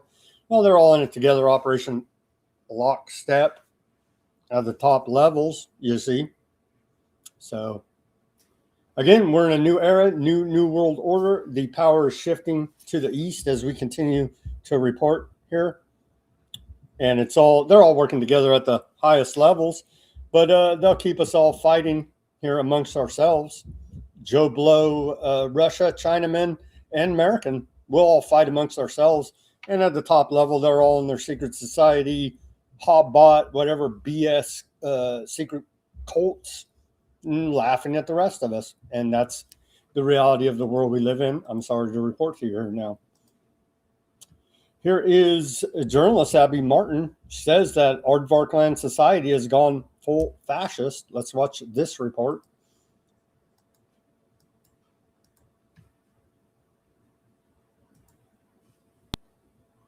Israeli society has gone full fucking fascist. They're not indoctrinated in the sense of, let's say, North Korea. They know exactly what's going on. They have more honest media than the US. They see exactly what they're doing. They see the footage. They know the kids are starving. They agree with it.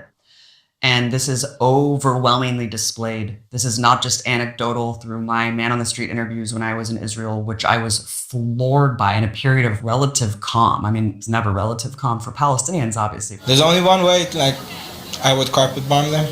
There's a interesting kind of contradiction of this indoctrination in Israeli society. On one hand, it's cradle to grave. You are separate from your Palestinian brothers and sisters. They are the working class that serve you if you do interact with them. And you are taught to be terrified of them. You don't step foot into the West Bank. They put up signs themselves projecting the terror that they feel that they've taught themselves, right? And that's the whole rationalization of the violence and brutality, is that they will do it to us, so we must do it to them first. It's a really perverse ideology. Israelis have to take over, and they have to kick them away. I think we have the right to hate them. I don't see a reason why not. This was in Jerusalem, in a place called Tolerance Square, right in front of Zara, you know. And I'm talking to people from all walks of life. Every single person espoused genocidal rhetoric. Kill them all, bomb them all, drop a big nuke, expel them. Until then, I'd been kind of placated by politicians and media that the two-state solution was possible, right? I didn't really realize the impossibility of that until I was there and saw there is no more West Bank, and Israeli society has gone full fucking fascist. יש לך משהו להגיד, אומרת ש... על מה? גם ככה ערבים, מקסימום. אוקיי, בסדר בעברית. פשוט מאוד, צריך להיכנס לשטחים. When you let a state have impunity, and when they're that full of hatred, the limitations are endless. And as we've seen, they will not stop. They will not stop. The levels continue to stoop lower and lower of what they're getting away with and what they're capable of doing. And the US will back them every step of the way. But every single poll since this started has shown overwhelming support by Israeli Jews for the genocide, for the starvation campaign, caging millions of people, depriving them of basic human rights, electricity. I mean, the anti-Muslim bigotry that makes this rational and justified in the eyes of the Western world is really, really horrific and despicable. So you can say, I hate Muslims, I hate Arabs, I hate the Palestinians. They're going to do it to us here too now. You understand? Ambassador to Aardvarkland. Ambassador to Aardvarkland, traitor, Mike Huckabee. I say that because he's hanging out with convicted freaking spy, Pollard, right? And all the rest of his, but that right there. How's this guy not under arrest? Huckabee, the fake Christian Zionist, he says, insulting Aardvarkland is like insulting my wife.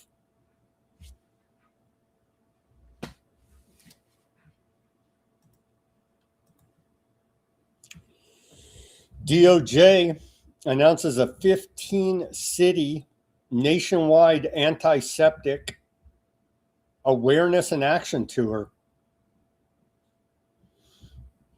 to increase reporting of anti-septicism, strengthen collaboration between local and federal law enforcement and aardvark communities, and foster broader interfaith opposition to anti-septicism among aardvarks, Baptist Christians, Catholics, and Muslims.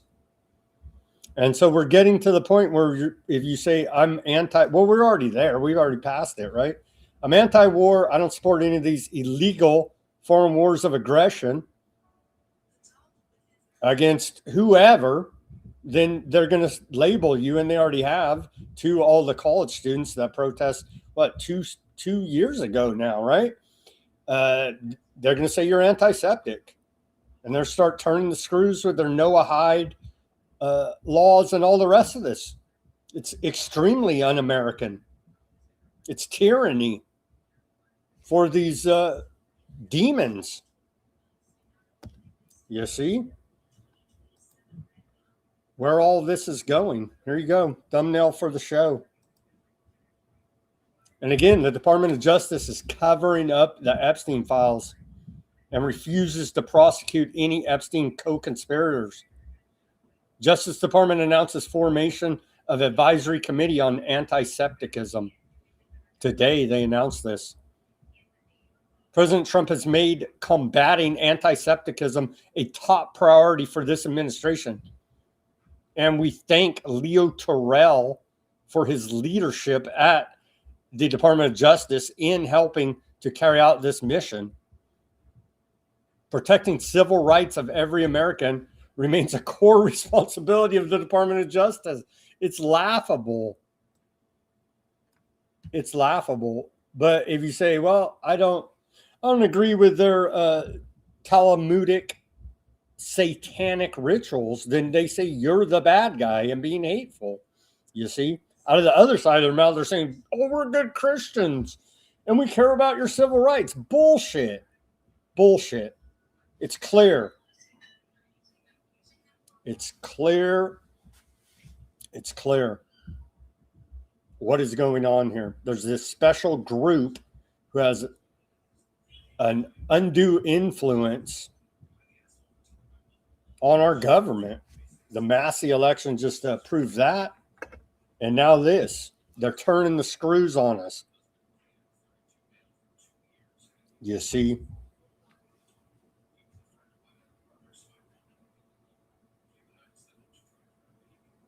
So if you say I'm against genocide, they say you're anti-septic. That's where we're at. It's amazing. That's where we're at. Former head of Al-Qaeda, they're now outstanding young man, according to Trump. Syria President al-Shara. Al-Shara reaffirms ban on aardvark land goods and entry of aardvark citizens. Should he be arrested? You know what I mean? Sanctioned, droned, the whole routine. He knows if he starts going full on aardvark, then he's Syria's population will turn against him. He knows that, right?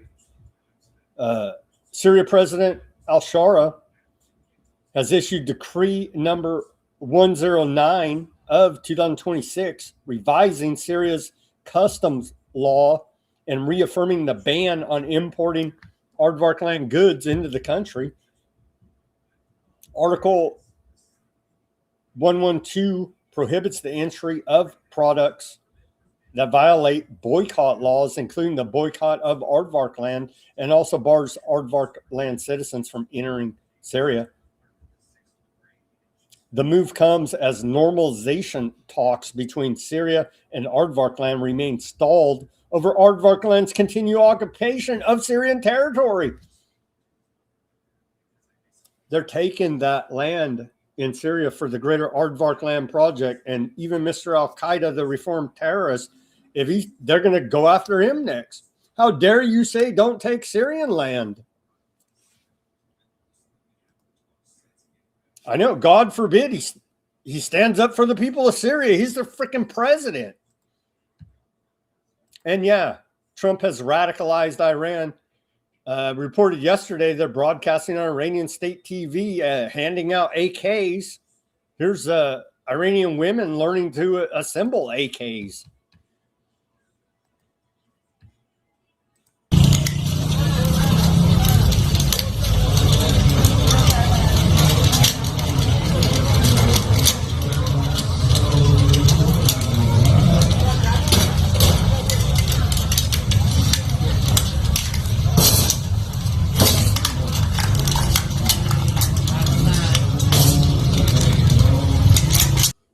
Now, will our criminal government here in America give us that civil defense training? I doubt it. They're all digging bunkers to go hide.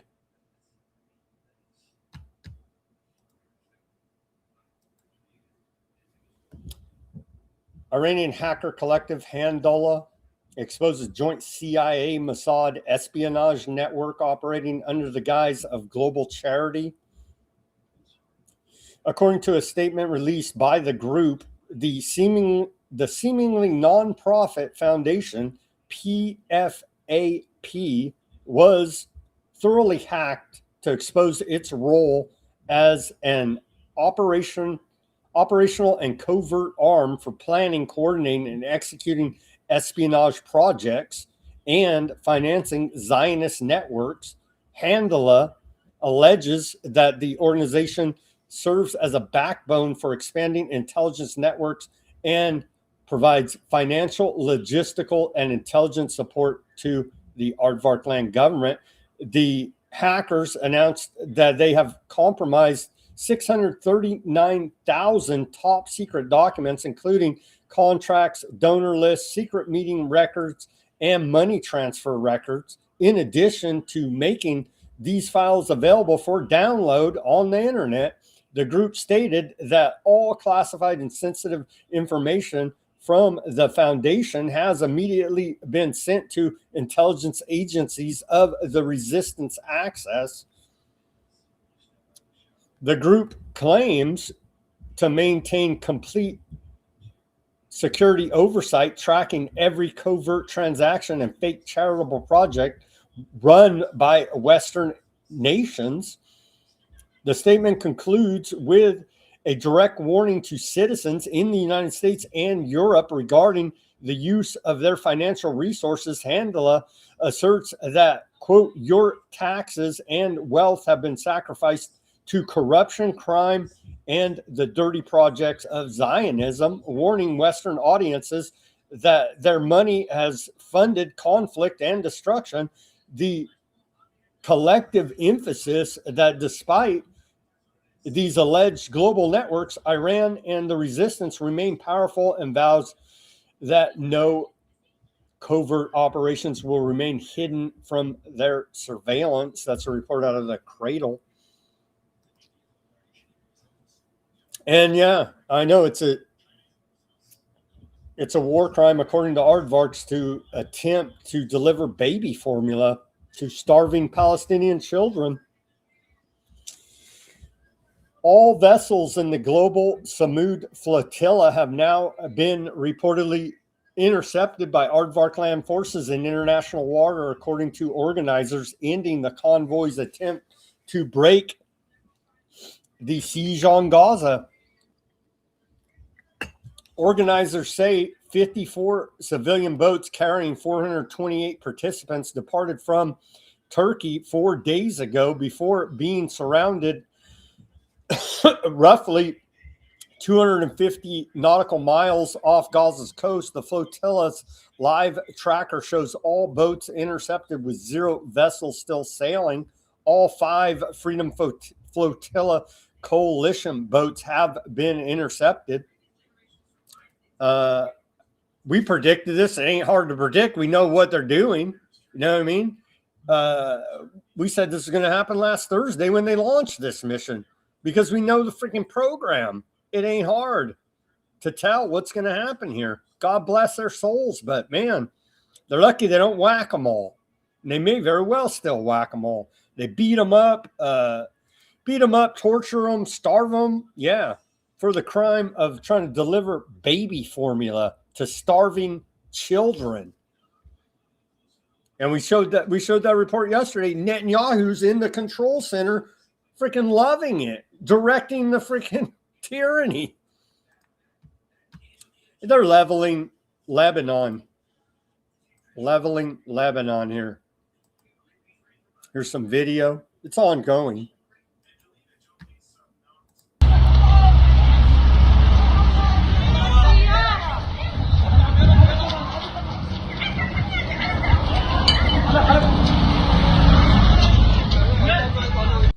Those are not even Palestinians. Those are Lebanese now. They're targeting the same program they do to the Palestinians. They're targeting their agricultural industry. They're now in southern Lebanon. That was Aardvark forces targeting watermelon farmers in southern Lebanon. It's reported that they used 3 incendiary phosphorus bombs in that attack. Here's some footage. They're leveling the place. Footage shows aftermath of a bombing campaign earlier today in southern Lebanon, Tyre.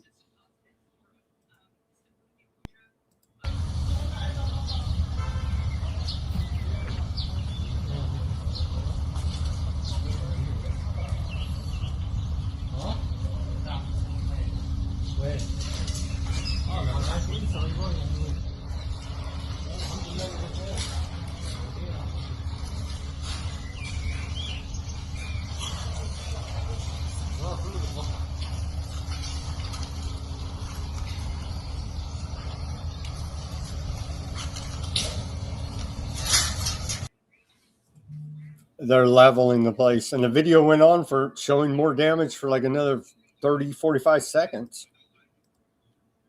It goes on. There's just here's another one. Where was this? In southern Lebanon, Al-Housh.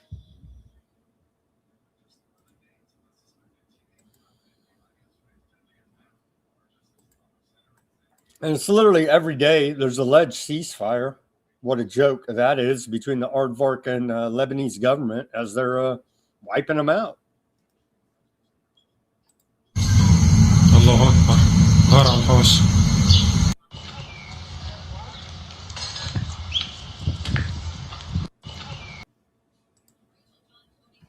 There's image after image after image.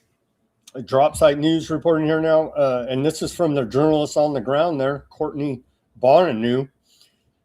Well, let's show at least 11 civilians have been killed and 3 others wounded after that strike in Tyre district, southern Lebanon. Here's a reporter on the scene video, Courtney Bonanu.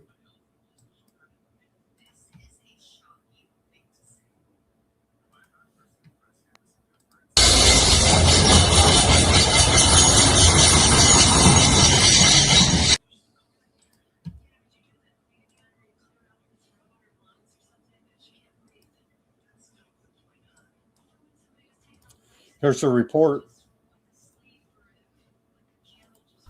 Hi, I'm reporting to you from the outskirts of Humin, which is included in the newest forced displacement orders from the Israeli army, which includes 12 towns, a few of which are behind me here, Habush and Humin. The road to this location was full of residents who had fled their homes, who are now idly waiting on the side of the road. Around 1 a.m., the Israeli army issued a forced displacement order for the city of Sur while residents were sleeping. I found out this morning when I woke up to a barrage of messages and missed calls because the bombing was about 1 kilometer from where I was staying, and I slept through it. These forced displacement orders are already barbaric, but issuing them in the dead of night is a new level of barbarism, and this is something that we saw happen in Gaza pretty frequently. It has been a bloody 24 hours here in Lebanon, with the Israeli army attacking yesterday almost 50 towns, and committing multiple attacks already today, including the massacre of a family in Kfar Sir, the killing of a municipal worker who was out distributing bread to local residents in Haruf, and farmers in Kilele this morning were terrorized by an Israeli quadcopter while they were trying to work. A group of citizens were kidnapped in the area. There was also just a white phosphorus attack behind me in Zautar, which we were able to film. With every new Israeli attack comes more death, destruction, and displacement. According to the Lebanese Ministry of Health, more than 3,000 people have been killed and almost 10,000 injured in Israeli attacks since March 2nd.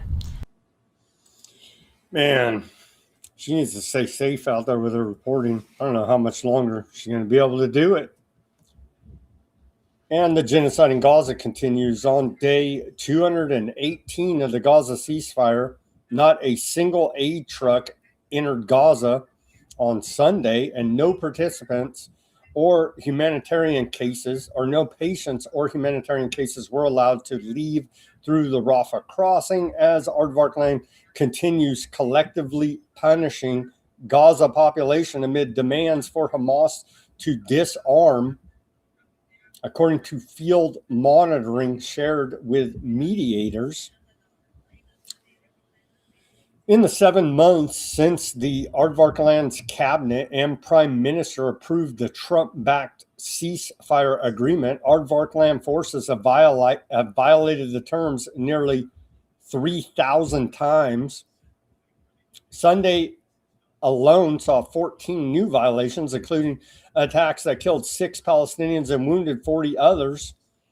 And they just go through detailing all of these different attacks here. Total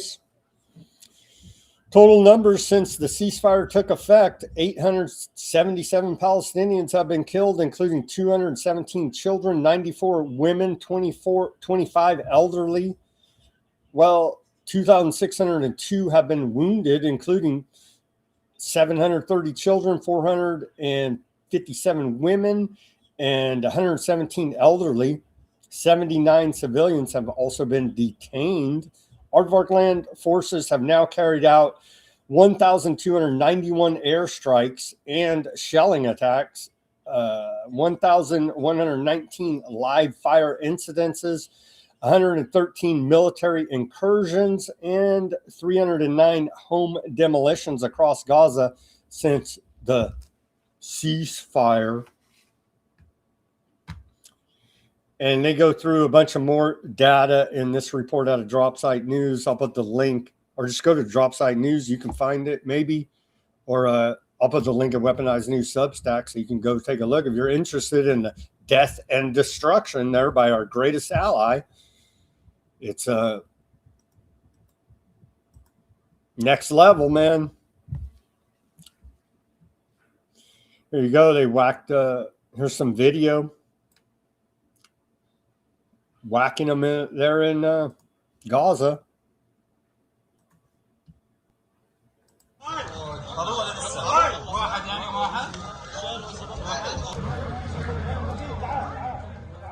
انا كنت واقف في المحل، كانت السياره وهي جايه ملهاش تقريبا 5 دقائق صفوا في المكان. بعد ما صفوا كان يدق الباب، ما بعرف اذا كنت كافر او صرت فنانه.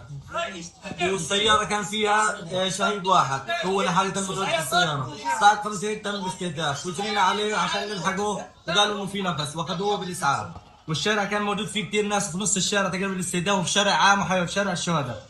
وكان في كثير ناس مروا زي ما انت شايف في بسطات ومحلات وعمارات سكنيه. طبعا مبين انه الحرب ما انتهت.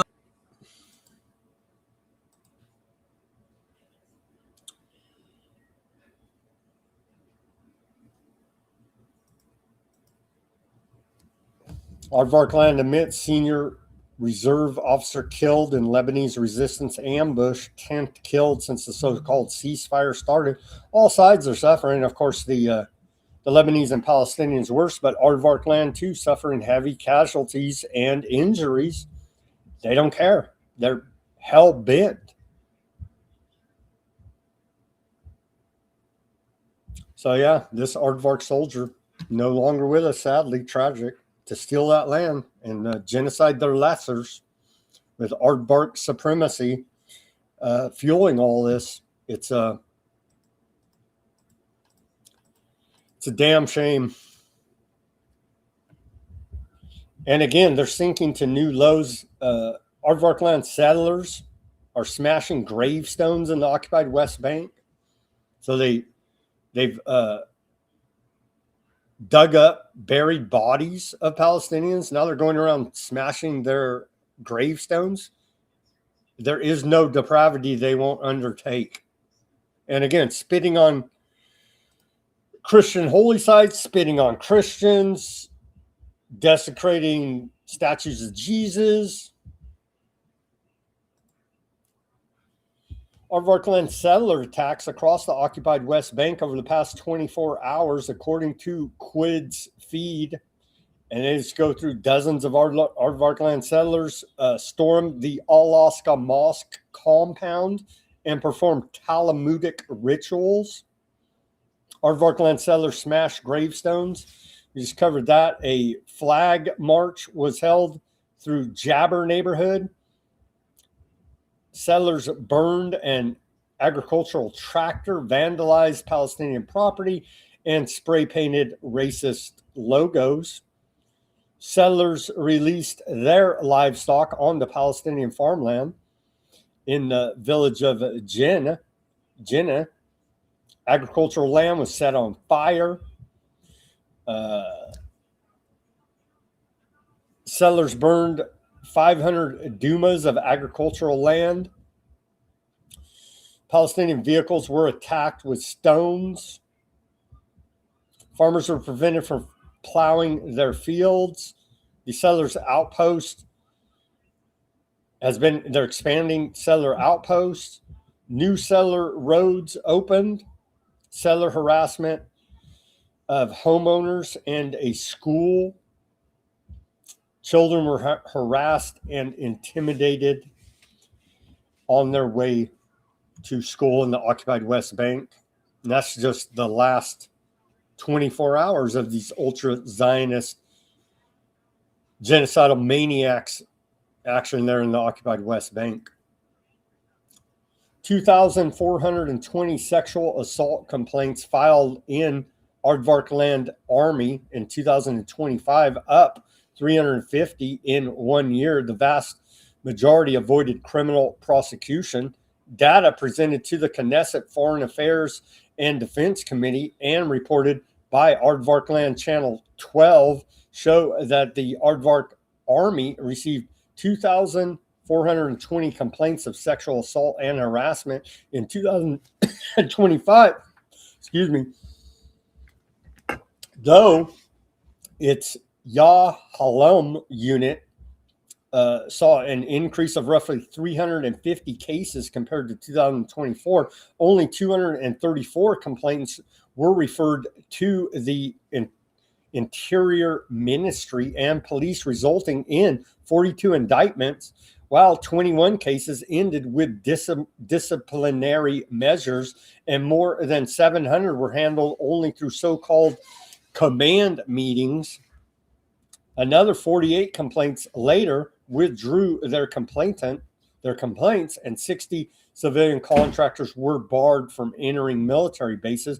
According to Channel 12, just 10% of cases were handled through criminal proceedings, while 59% were dealt with administratively through reprimands, dismissals, and disciplinary procedures. Another 22% were classified as unresolved, 5% were referred to outside bodies, and 4% were not processed because of unspecified external circumstances. Military data cited by the Knesset website show complaints have risen steadily from 668 in 2014 to 2,420 in 2025. They're attack. It's Aardvark on Aardvark sex assault. It needs to all stop, man. All sides are suffering here now. All sides. This is the depravity of all this. Aardvark Land Finance Minister Smotrich threatens to declare war on the entire world and destroy everything if an arrest warrant is issued against him, i.e. the Samson option.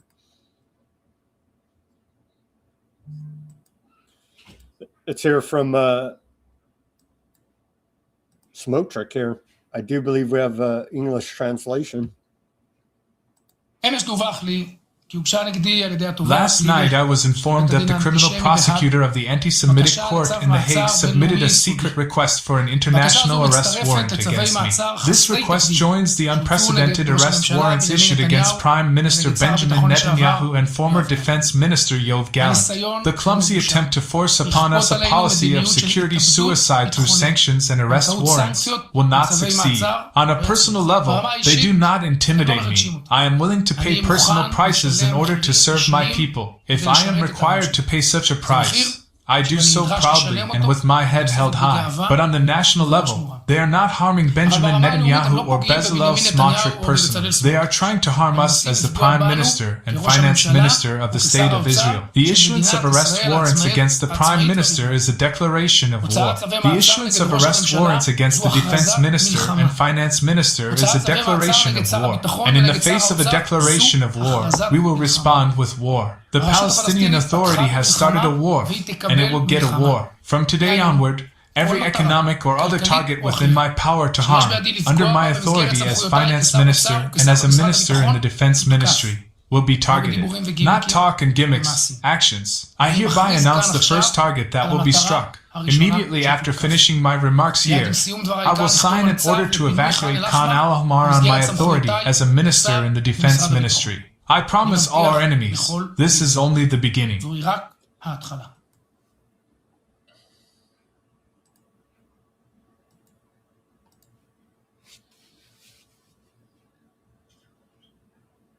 Yeah, and he's leveling the whole place. He signed an evacuation order there. He's like, you want to even talk about an ICC international arrest warrant? I'm going to go whack me some Palestinians. And he just went and did that. Ben Gvir vows to defy potential ICC arrest warrant. Middle East Eye reported yesterday that ICC prosecutors filed a secret application for an arrest warrant against Aardvarkland Finance Minister Smotrich, while a possible case against National Security Minister Ben Gvir remains under review. They're literally, dude, the guy has a noose and freaking pistols on his 50th birthday cake. He has a noose lapel pin bragging that they're going to carry out the final solution against the Palestinians in their custody. And they're all terrorists, you see.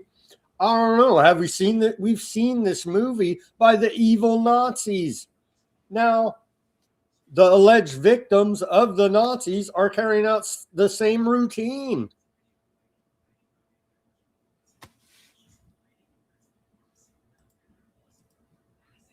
Aardvarkland expands occupation by more than 1,000 square kilometers since October 7th, 2023.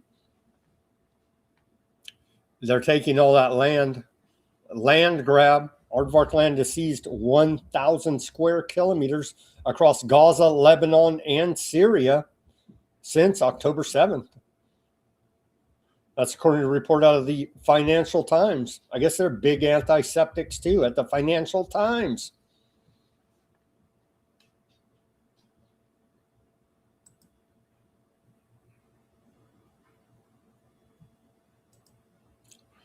Here you go.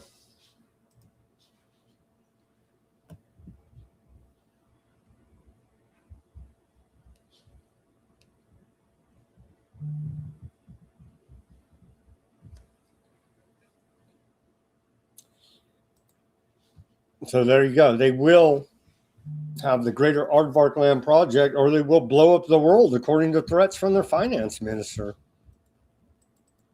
Like literally cartoon villains out of whatever insane spy thriller you want to come up with. James Bond or freaking Mission Impossible, whatever. You know what I mean? These are the guys in real life doing the thing. Truly amazing. All right, that's all the reporting we got for today. Let's take a look at Iran international headlines. What if anything has happened here? Trump says Iran war will end quickly as he weighs next move. And we've already won many times, according to Trump, but yet again, Khomeini is in charge of Iran as the supreme leader, and the Strait of Hormuz is closed. There. U.S. regulator probes oil trades before Trump delayed Iran strikes. Wall Street Journal reports oil falls as U.S.-Iran talks ease fears of renewed war escalation. That's Trump gaming the market. There's a funny one out of the New York Times. They say U.S. and Aardvark land wanted Ahmadinejad, if you remember him, out of Iran to lead post-war Iran. Really? Thought they hate that dude. He goes out there and says a lot of truth at the UN. Thought they hate that dude. He said they were using weather weapons against Iran and the Persian Gulf, 15, 20 years ago, and everybody laughed at it. That turns out it's probably pretty accurate. That's a funny report out of it. The headline out of the New York Times. They went Ahmadinejad back at the head of. But you guys hated him, and look what you got. Look what you got. Now they're arming up. Now they're arming up the population with AKs that are in Iran. Look what you got. And then Al Jazeera headlines, and we'll wrap up this Tuesday broadcast. Iran warns of, quote, surprises if war resumes. Report on that. Vance signals progress in talks.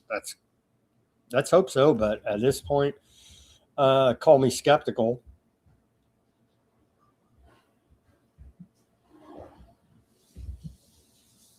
Says 2 Chinese super tankers exit the Strait of Hormuz. And yeah, there's going to be a bunch of news tomorrow. Or it's gonna happen right now, but we'll have to report it tomorrow here as the big Russia-China meeting is set to take place. So we'll take a look at that tomorrow and much more. Thank you guys for joining us on this Tuesday edition of Weaponized News.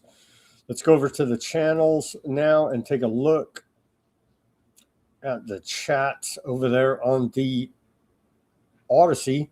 Shout out to Huffman, Fat Bob. Fat Bob is on one today. Yeah, thank you for chatting it up there. He says, "No way, Sam. I hinge on Vance's every word." Well, as do I, but he is Peter Thiel's man, so that gives me a bit of skepticism.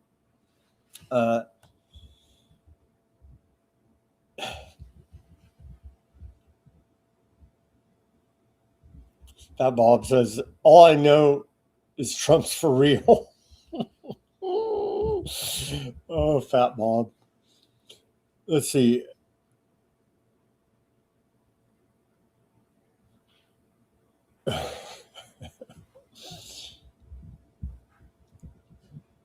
I appreciate they're all, everything's wonderful. Yeah, it is sad. Fat Bob said, he said, I met a pro guitarist locally in his area who got Lyme disease from a tick. His life is hell, he said. Yeah, it's quite horrific. I knew one of my friends' wife's sisters had Lyme disease, and yeah, it was quite horrific for her. So yeah. But go check out that Lab 257.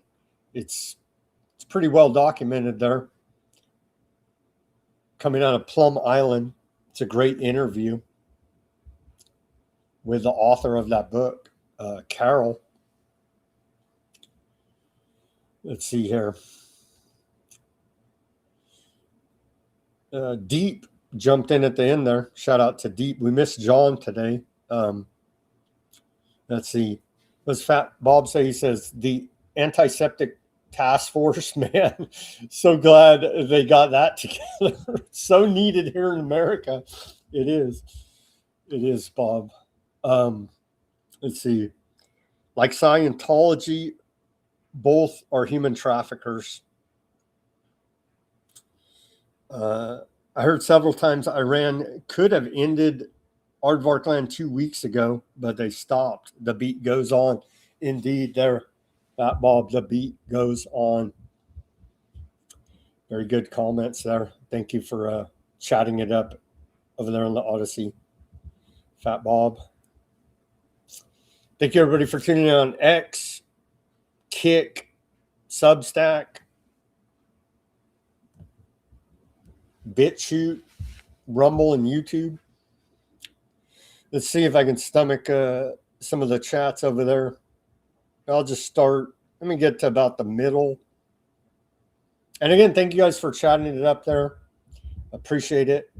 Shout out to Silver on the Rumble, Denver. Fat Bob. He's multiple places. He's a talented guy, Fat Bob. Fat Bob, send us some more music so we can. I miss playing music, but I'm telling you, you play 2 seconds and they claim copyright on the YouTube. You know what I mean? So we need original music here that's not AI. So send it in, Fat Bob. It doesn't even have to be political, just whatever. And we'll play your tunes on the show. As long as you don't claim copyright on me, I don't think you would. You know what I mean? But send me some of your original tunes. We'll play them here, Fat Bob, because we need some music on the show, but YouTube's made it nearly impossible. So if you feel like it, I'd appreciate it. Send it over to me. We'll play it. Let's see there. Shout out to Snow. He says Aardvark invasion. Feels like it, doesn't it?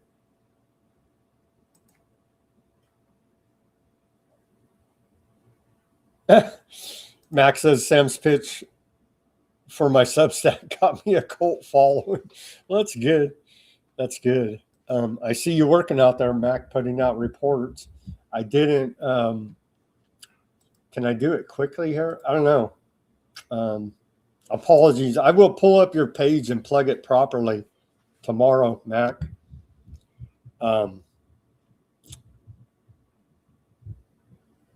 Okay. Let's see.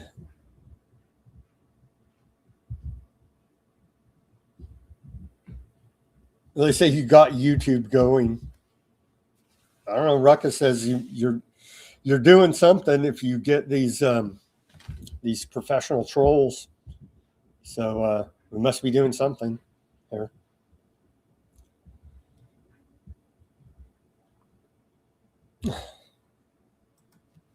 True, right?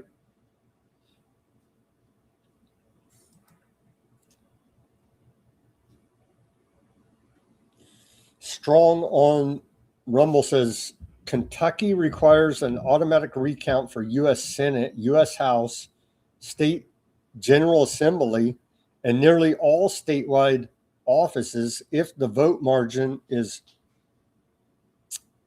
0.5%. All of the total vote or less, the AP may.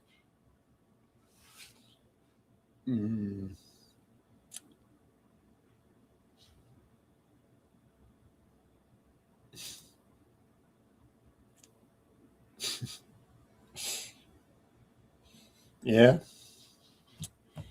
What Snow said there, let's see.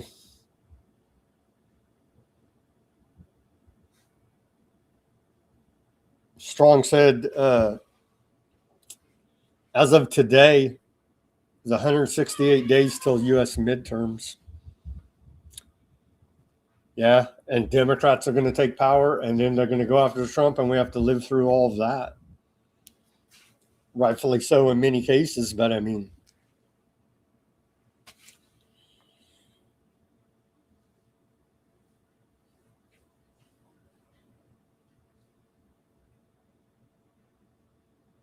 It's better than pronouns and transvestites, Hollywood says. Well, you're going to get a whole lot more of that because of Trump. So you could thank him for selling out all of his America First policies. You could thank Trump for that. They're all working together. Okay, there's no difference. It's the government. You understand? It's the government. And they're playing us all off against each other. And they stay in power, whatever color hat they want to wear, whatever stupid political party they want to say they're part of. They're all the government.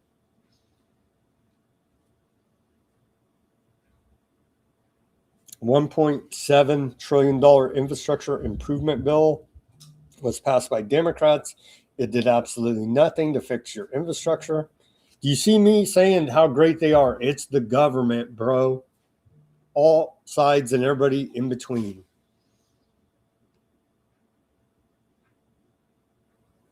It was $4.99 under Biden for about a year.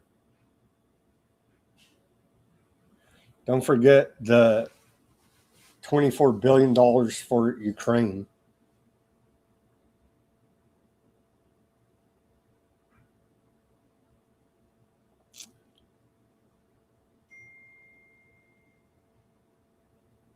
You guys should go watch our shows when Biden was in power. When I had Simon co-hosting with me, we tore them apart worse than we're tearing Trump apart. You understand?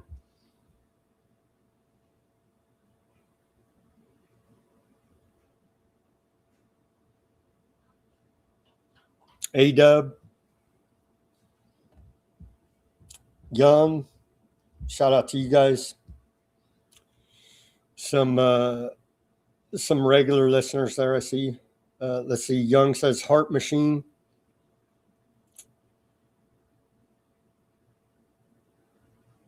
Most of it's Mother Nature. They can push a little bit. I agree with that. They're definitely not controlling the whole planets, but they are manipulating. They are definitely manipulating. Yeah, I agree with this.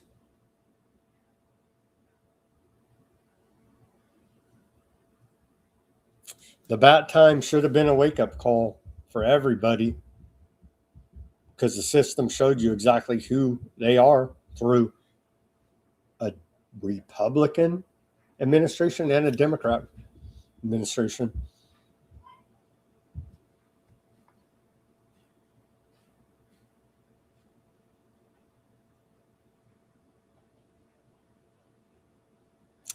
Yeah. Fat Bob says, I heard twice from Paul Craig Roberts that Iran still has a chance to take out aardvark land forever, and yet the beat goes on. I added that part, but yeah. So it's looking like at the very top levels, they're all working together, all of these governments. Trump's selling out America, doing a soft power transfer to the east, to Russia and China right now. That's what's happening. Okay, we have reported on it extensively here at Weaponized News. That's what's happening.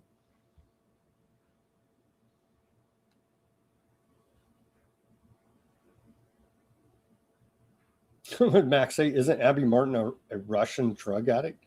I don't think so. Maybe she's smeared that way. She's American, I'm pretty sure.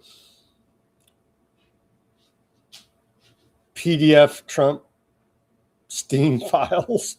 This guy knows about it. They probably censored this guy. That's literally, I mean, come on. We got to come up with a new language here to even communicate. It's amazing. This is America, where you got to speak in freaking secret code to not be censored and offend the sensitive sensibilities of whoever's out there offended.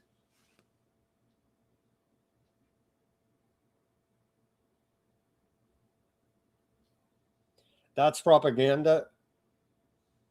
It is propaganda, but you don't think they're doing it? It is propaganda. They are handing out AKs to housewives.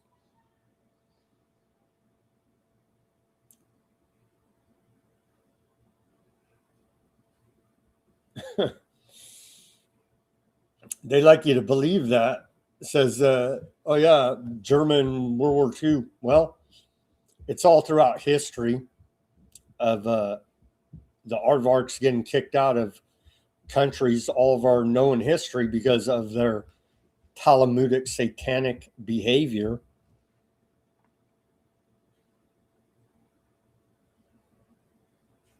Denver says, so the West set up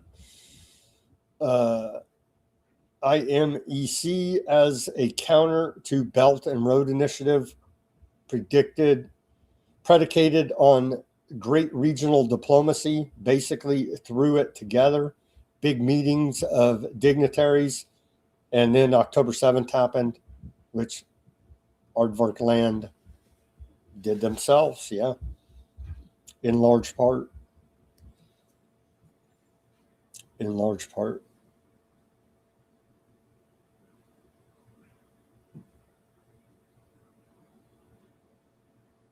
I'm not even here to hate on the Aardvarks, man. I'm telling you guys. They're being scapegoated. You understand? There's a bigger game afoot, and they're allowed to go do all their Talmudic evil activities and genocide all these people and steal all that land because they're going to be scapegoated at the end of this thing.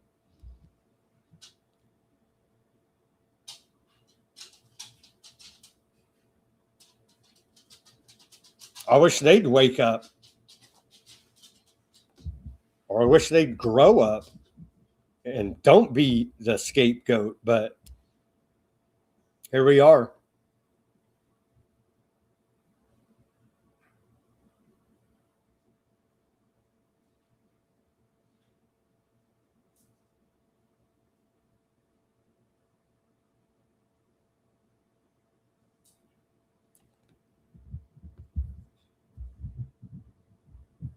Good night, Fat Bob.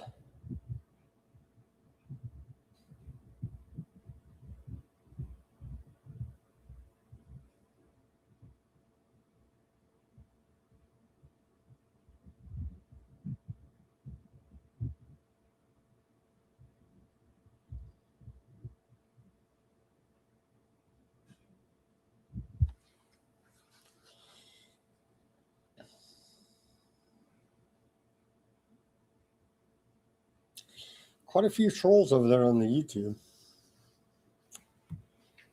Amazing.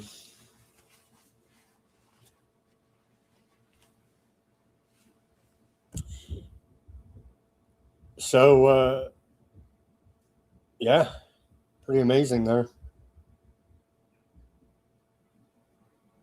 All right, friends, that's all I got for today. Let's pray for peace. Who knows? They could kick off Iran hot at any time. Everybody's fingers on the trigger. And that will only make things worse here now. As always, everybody do your own research. Peace, love, and freedom. Speak out and take action. Have a great rest of your Tuesday evening. Let's pray for peace, and we'll be back here on Wednesday for more.